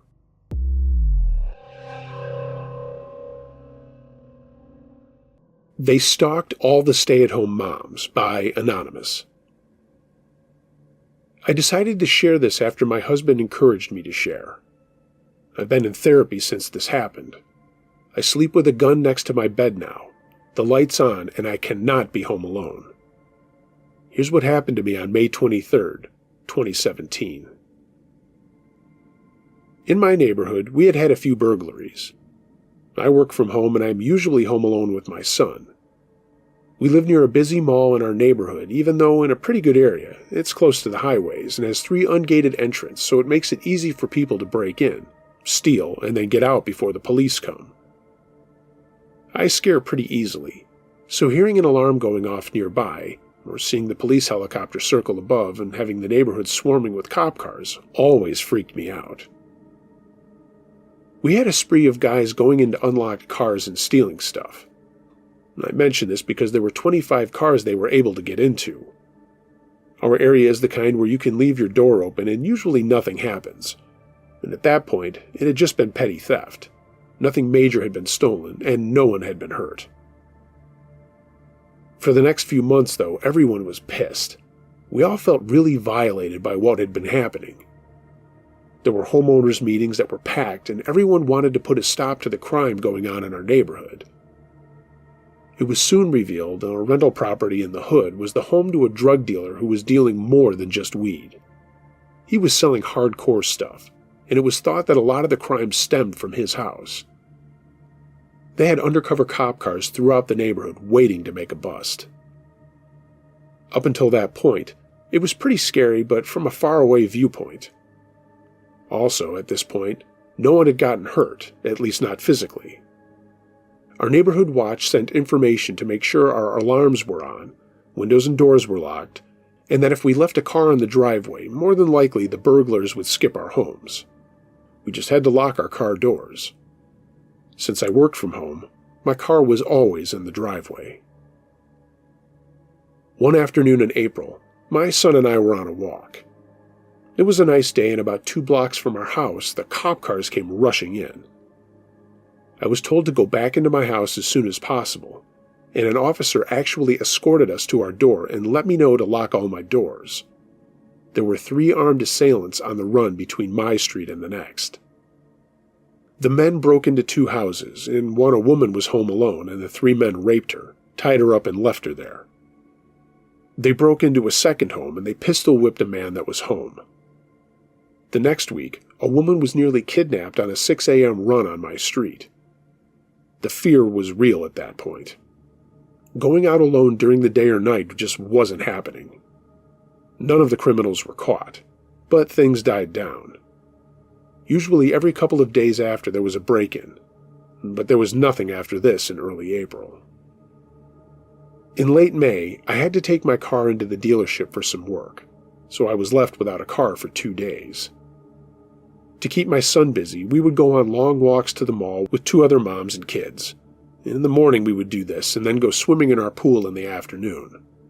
A lot of the stay-at-homes grouped together because of fear of the recent things that had been going on.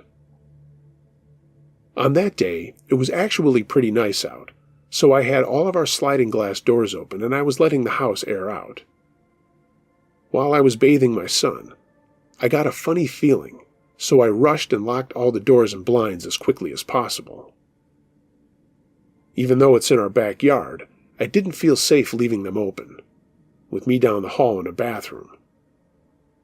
Just as I was walking away from the last door, I saw 2 large men entering my backyard on our security camera in the kitchen.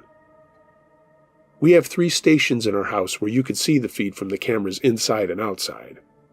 We had one in our bedroom, one in the office, and one in the kitchen. My husband does security systems, so he had set us up with the most elaborate and expensive unit. We had 2 padlocks on the gate, so I was pretty freaked out that they were able to get in. These men were big guys, at least 6 foot and around 220 pounds, give or take. I'm 5'3" and 140. I'm not a tiny girl, but I would be no match for those guys. They started trying to look through our windows, so I edged back into the bathroom and realized that I had left my cell phone outside by the pool. I couldn't call anyone or get any attention from outside of my house.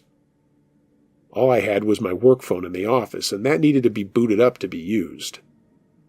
I was on vacation for the week, so the system was shut down for the entire time. I grabbed my son, his diaper bag, and we made our way into my office. The room was pretty soundproof, and you had to be screaming for it to be heard outside. It had access to the security cameras and where we could actually hear audio from the cameras, and it had a heavy-duty lock on the door. My husband had set it up after the rape in the neighborhood so that it could be a panic room if we ever needed it. It was hidden in our garage, and unless you turned on all the lights in the garage, you'd have to walk around his tool bench and a high shelf. If you weren't looking, you wouldn't even realize that there was another room there. My son thankfully fell asleep on the rug in that room. And as I was freaking out watching these guys as they were using a little hammer to break the sliding glass door to enter my bedroom, I was getting the computer started up to call the police. But once they got inside, I was only able to see them in the living room, kitchen, and my son's room. They went into all 5 bedrooms in the house, rummaging through closets and drawers. The larger of the 2 men walked into the living room. He had my cell phone in his hand, and he literally looked at the camera in the living room and waved at it with my phone in his hand. He then opened his bag, and he pulled out a knife, rope, and duct tape, and what I later found out were condoms. He then said, "Hey, pretty mommy, where are you hiding? We want to have some fun with you." I realized these guys were not there to steal stuff. I finally was able to call the cops, and they told me to stay secured in the room, to turn out the lights, stay on the line, and be as quiet as possible. The guys were tearing my house apart, and they were calling my name looking for me. They even started calling out my son's name. That part freaked me out. How the fuck did they know our names? One of the assholes actually started eating the chicken I had baked for dinner. They were rummaging around through my laundry room, and one of them grabbed a pair of dirty underwear and inhaled deeply. It was the most disgusting thing I had ever witnessed, and I was praying that they wouldn't find us. They made their way into the garage and were looking around. I could only see a little from the kitchen camera, and I was praying that they wouldn't turn on the lights to see the entrance to the office in the corner of the garage. I was whispering into the phone, keeping the dispatcher up to date on what I was seeing on the security feed, and she told me the cops were 4 minutes out. The assholes began rummaging through the garage, and I heard them playing with my husband's power tools. My son woke up and surprisingly didn't start crying. He just quietly looked at me, sucking his thumb. I know exactly what those jackasses had in mind for me, and I was so scared to think what they were going to do to my son. That single thought brings me to tears even as I recount the situation to tell it. I brought my son into the closet of the room with a flashlight, bottle, and a blanket, and I mouthed for him to be quiet and then shut the door. The dispatcher told me the cops were 3 minutes out. Her name was Janice, and I begged her to tell them to hurry up. She told me to keep calm and that she was there with me. She had recommended that I get into the closet as well. I didn't because I didn't want them to think about my son if they broke through the door. Then, the guys started pounding on the office door. They were pulling at the door, and it sounded like they were throwing their weight into it. I heard my husband's power saw start up, and at that point, the bigger guy screamed, "Bitch, I know you and the baby are in there. We are here to fuck you up. You should have just come out when we came in." I was literally shaking and praying that the door and the lock would hold up. I moved a dresser in front of the door. No idea why I did that, but it's what I always saw people do in the movies. I then pushed a futon in the room against the dresser, just praying the weight of the door would keep them out. I told the dispatcher what was going on, and she told me the cops were breaking through my front picture window. I looked at the security system, and sure enough, there looked to be 4 or 5 cops at my door. The rest of this was a blur, and it felt like it was forever, with all the noises of taking the guys down, and then just silence. I was sobbing and rocking in the dark with my son in my arms, who sat there quietly hugging me and patting my back. Soon I heard a knock on the door. It was a female officer. It took me a moment to open the door, and I didn't even realize that I still had Janice on the phone. The guys were arrested, and they were caught with a large amount of cocaine, meth, and roofies on them. They had broken into the drug dealer's house before they broke into mine, and the cops later disclosed that they had been stalking and watching me for a few weeks. They knew when I was home all along, and that I was the next victim on their list. I thank God they didn't get to me, because I have no idea if I would still be here to tell you this story. We actually were able to sell our house 2 months ago, and we moved out of state. Our new neighborhood has a gated entrance. My house has security cameras in every room, and I have a gate around the entire property.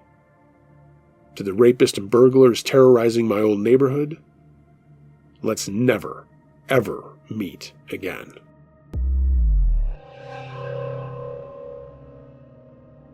Creep at Work, submitted by Anonymous. In my early 20s, I used to work at a very known retail store. I was a cashier at this store in Lexington, Kentucky. I wasn't from the area, and I was a transfer to this specific store, so I was going in blindly after my husband and I moved. I knew no one. Now, I'm not really the type to care if someone is part of the LGBTQ community. It's just not my business. This is important in regards to what happens in my story. I went in one shift and everything was going as planned. Everyone was so nice and inviting. I mean, nothing weird. I thought, okay, great, this could be great for a while. My second shift rolled around and I met another group of cashiers. This is when I met Kyle. She was 5 foot, balding, wore smeared makeup, men's clothes, and spoke in a forced, high-pitched voice. She seemed to be around 40 or 50 years old. And by the way, Kyle is not the real name of this person. Kyle was claiming to be a trans female.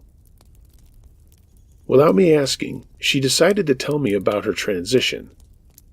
I just nodded and gave her the attention she seemed to be looking for, and I went about my day. I noticed she would make little comments here and there about my hair or my nails or clothes. Nothing to raise red flags. I just thanked her and moved on with my day. Fast forward a week later, and these compliments started to turn into much more. She went from friendly to stalker in less than a whole week. She decided to start touching me. Nothing to claim as inappropriate, but I am not the type who enjoys people I don't know putting hands on me. It started with a hand on a shoulder, a pat on the back. Then it started to get super inappropriate. She made sure to rub on me when customers were coming through my line.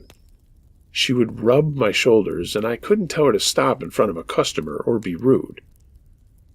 Everyone could tell I was super uncomfortable, yet no one did a thing. When she walked away, customers would ask me if I was okay because I would start to have anxiety attacks after. I just couldn't handle it. Kyle then started following me into the restroom when I would go in. Once I went in as a customer on a day I didn't know she was there. I came out and started to wash my hands. She looked me up and down and said, "I like your boots," in that terrible high-pitched voice with a smile stretched so wide on her face. She was not looking at my boots. She knew what she was doing, and I decided it was time to speak to someone. I told my manager what was going on, and they moved Kyle to another shift and department. I thought all was going to be well. Wrong. Kyle started to come in when I was working and went to speak to everyone around me at their stations, just watching me like the little creep she was. She would come in early for shifts and just hang out. Nothing was done when I reported this to upper management because they were more scared of a lawsuit than my safety. While all of this was going on, I was not allowed to speak to any other associate about what was going on. But I was asking someone about Kyle and if this is typical behavior. To my horror, I found out that Kyle was indeed not a she or transitioning at all. Kyle was actually a male cross-dressing as a woman. He openly told others this and lied to me. They eventually fired Kyle, but not for anything related to this. This whole ordeal has left me traumatized. and I'm almost 30. This happened 10 years ago. I had to leave the city, and I no longer live there.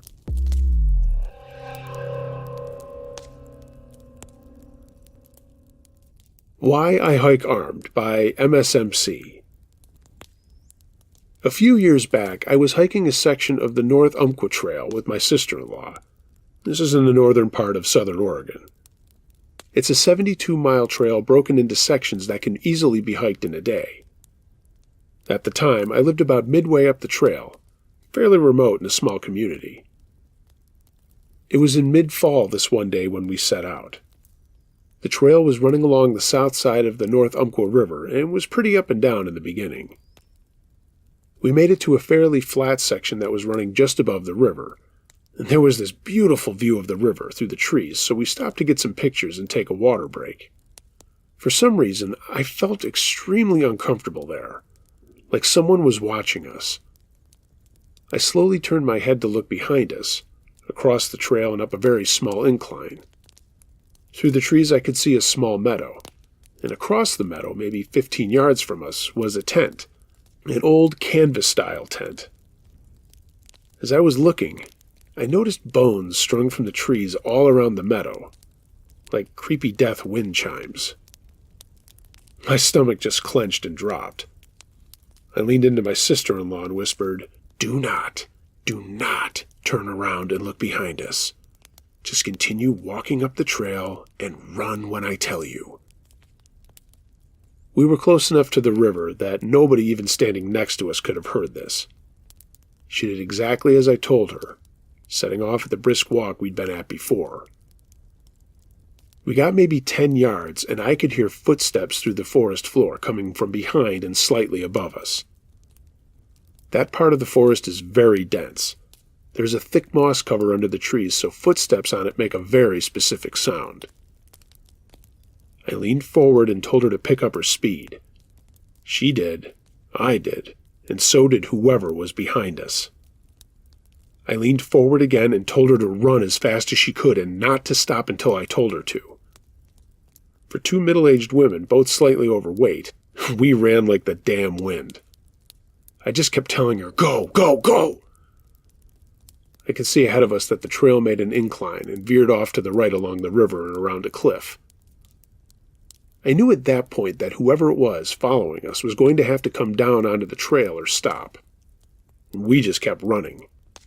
We probably ran at least a mile after that, even though we could no longer hear anyone behind us or above us. That section of the trail was about 9 miles, and we were not halfway through when this happened. We eventually slowed down, but just hurried as fast as we could the rest of the way.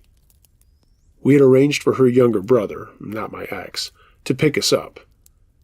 We had made it to the next trailhead fairly early, so when we made our way out onto 138 and started walking east towards home, we knew that he would find us. He did, and was shocked to hear our story. We got home and immediately called our local sheriff, who lived just above us at the ranger station. He came to the house and heard our story, and he explained it might be a day or two before they could get on the trail, as they had a missing hunter at the time that they were still searching for. So, a few days went by, and then he showed up at our house to let me know that we were not crazy or imagining things, and someone really had chased us. I asked what they had found out and who it was. He looked down at the ground and then looked up and said, "I'm not going to tell you what we found or who it was, because if I do, you will never hike anywhere again. What we found was not normal, but we assure you it will not happen up here again." He then instructed me to never ever hike unarmed again. I never found out what they found or who it was out there, and I never hiked that section of trail again, and it completely burnt last year. I also have never hiked unarmed ever again. That was huge for me, as I was not a gun person. I had many incidents living up there in a national forest with wild animals and other strange things, but nothing ever scared me as much as that day.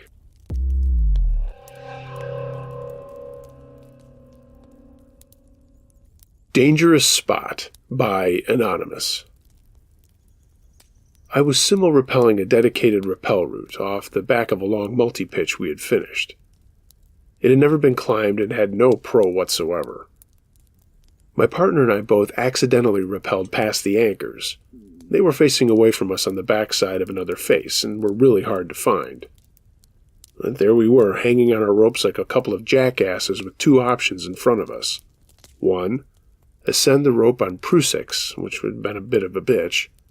Or two, climb the rock in front of us, even though it was likely not clean and probably had a loose hold or two. We opted for option 2, and my friend took the lead. He was taking up the slack as he climbed and kept walking his Prusik attached under the rappel up the rope. Then, for whatever reason, he decided that this was too hard and just started climbing without doing it. So there he was, climbing without any pro, and by the time he reached the anchors, a big loop of slack that would have resulted in like a 40-plus foot fall hanging from his rappel. Additionally, my ass was hanging on a couple of holds on a blank vertical face, so if I fell, I was going for a ride past a fucking roof in a face with 0 holds on it. At that point, I was definitely not happy. I decided to stay quiet as he was doing his thing, because I didn't want to spook him into falling.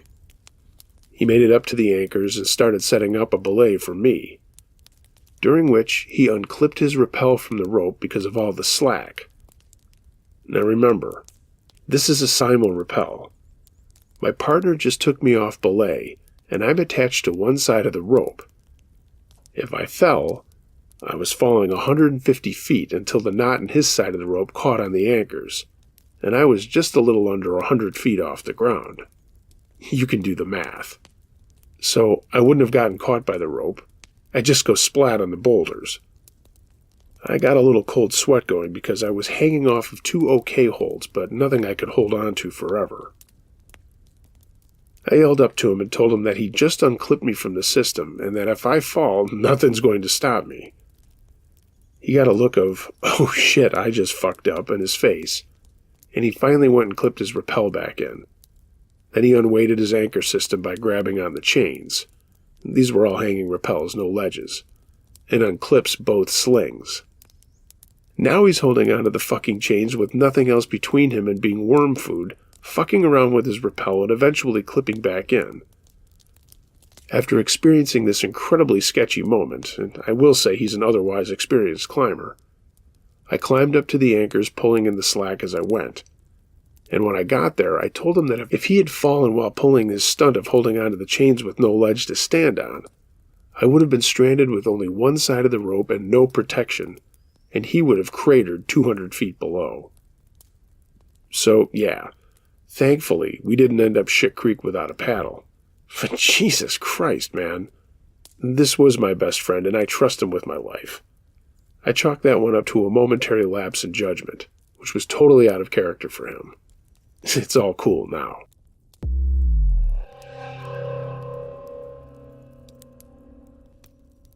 Swept Away by Charles W. In 2016, I hiked the California section of the Pacific Coast Trail. This trip brought me to the Southern Sierra in the month of June. As in many years, there was significant runoff from snowmelt on the high alpine slopes. Traversing this section of trail many times gave me the confidence to tackle river crossings that would have otherwise given pause. I was surprised by conditions I should have been more prepared for. These conditions led to a dangerous incident that had the potential to end my trip, or considerably worse, death by drowning. I had camped for the night with 3 friends I'd started hiking with in Southern California. All were stronger hikers, and most mornings they got up earlier and left camp before I did. I caught up with them each evening and enjoyed camping with them. That evening we were camped near Dollar Lake. Dee had told me that night that if I didn't want to keep up with them in the High Sierra, I didn't have to. If I didn't show up one evening, they'd know I chose to go slower. I had no intention of letting my friends hike ahead and leave me behind. I wanted to keep up. The next day I came to the South Fork of the Kings River. I was alone. After an all-too-quick summary of where the trail crossed the river, I knew it was too fast and deep for me to ford at that location. I moved downstream, hastily finding a place a bit below the trail crossing where the river was broken into 3 manageable stretches separated by islands. I thought it would be better to do the shorter crossings than crossing the entire stream at one time. I didn't check upstream, and I didn't look any further downstream. I crossed the first section easily, and the second went just as quickly. I walked up and down the second island looking for the best place to cross and started out. I had one whippet, that is, a self-arrest trekking pole. After jumping into the water, I started to cross the river. I lost my footing for a moment, and I found myself stalled in the middle of the deepest and fastest part of the stream. As I tried to get better footing, the river current swept my feet from underneath me, and I immediately fell face down into the river. I was immediately hit with a wave of cold from the water that had been ice merely hours before.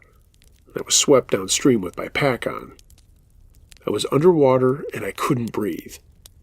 I tried unsuccessfully to get a toehold on the river bottom so I could get up on my feet. I realized then that I was in a very serious situation. No one knew where I was. I had no idea what was downstream. Was there a log or a pile of logs or rocks below me that I could get caught up in? Was my gear in my sleeping bag wet? Was I even going to be able to get out of this? I thought about my mom, and I could remember wondering how long it had been since I told her that I loved her. I remembered the story of a ranger I'd met years earlier of hiking up and down the river canyons while doing a sweep, looking for missing people, and I wondered if that would be my fate. I was being held down by the weight of my pack. I was being beat up by the rocks on the bottom of the river as I was being dragged downstream. Then my leg got caught between a couple of large rocks. The river flipped me around so my head was now downstream with one of my feet hung up. I'd been a scuba diver for years, and so I tried not to panic. I knew I could still function for a bit without a breath, but that same experience that kept me calm told me that fighting the force of a raging current, whether in the ocean or a mountain river, is not easy. After what seemed like an eternity, my foot came free. Then the river turned, and the current slowed.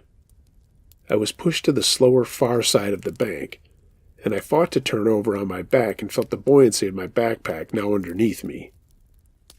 After my first breath, I looked up as I crossed under the branches of a bush on the bank of the river, and I grabbed one. I was able to work my way hand over hand up the limb to the edge of the water, and then I climbed up the bank. I was stranded in a deep-walled canyon in the late afternoon. I was completely wet, and the clothes on the outside of my pack were sopped. The sun would soon disappear for the night. Walking upstream on the far side of the river brought me to the original trail crossing and a campsite on the riverbank. There was a hiker there who must have gotten quite a sight. I was bleeding from my hands, arms, and legs, as well as dripping water, and more than a little stunned. After a quick check, I laid my things out to dry. My sleeping bag was dry, and so was my down jacket. I tried to lay my wet clothes out in a patch of sun, but it went away quickly. So I packed up and headed up the canyon. I lost my sun hat and sunglasses. My stocking cap was gone, and my sleeping quilt didn't have a hood. One water bottle was gone, and my phone, my navigation clock and camera, was dead. My paper maps were wet. I thought as I hiked, trying to develop some body heat, about the mistakes that led to this, and I realized I hadn't made very good choices. Leaving the trail to cross a river where no one knew where I was rated high on the list of bad decisions. So did not thoroughly checking for better crossings in both directions from the trail crossing. I should have scouted downstream for what I would encounter in the river if the crossing went bad. Not packing some clothing articles in my pack or a stuff sack wasn't the best solution, and I should have secured the other equipment. I regretted leaving my sunglasses on my hat for the crossing. I was in the middle of the southern Sierra in June, with quite a bit of snow and no sunglasses. Snow blindness felt imminent. I've had a couple of years to think about this incident. Last summer, a hiker died in that same river crossing. As hikers, we think a lot about the snow in the Sierra. And to those who don't ski or live in a northern climate, snow seems menacing. But I often wonder if it is not the river crossings that pose the most danger. There are no ice axes or self-arrest poles to save us if we fall in a river. The only things that can help us if a crossing goes bad are the decisions and preparation we make before we cross.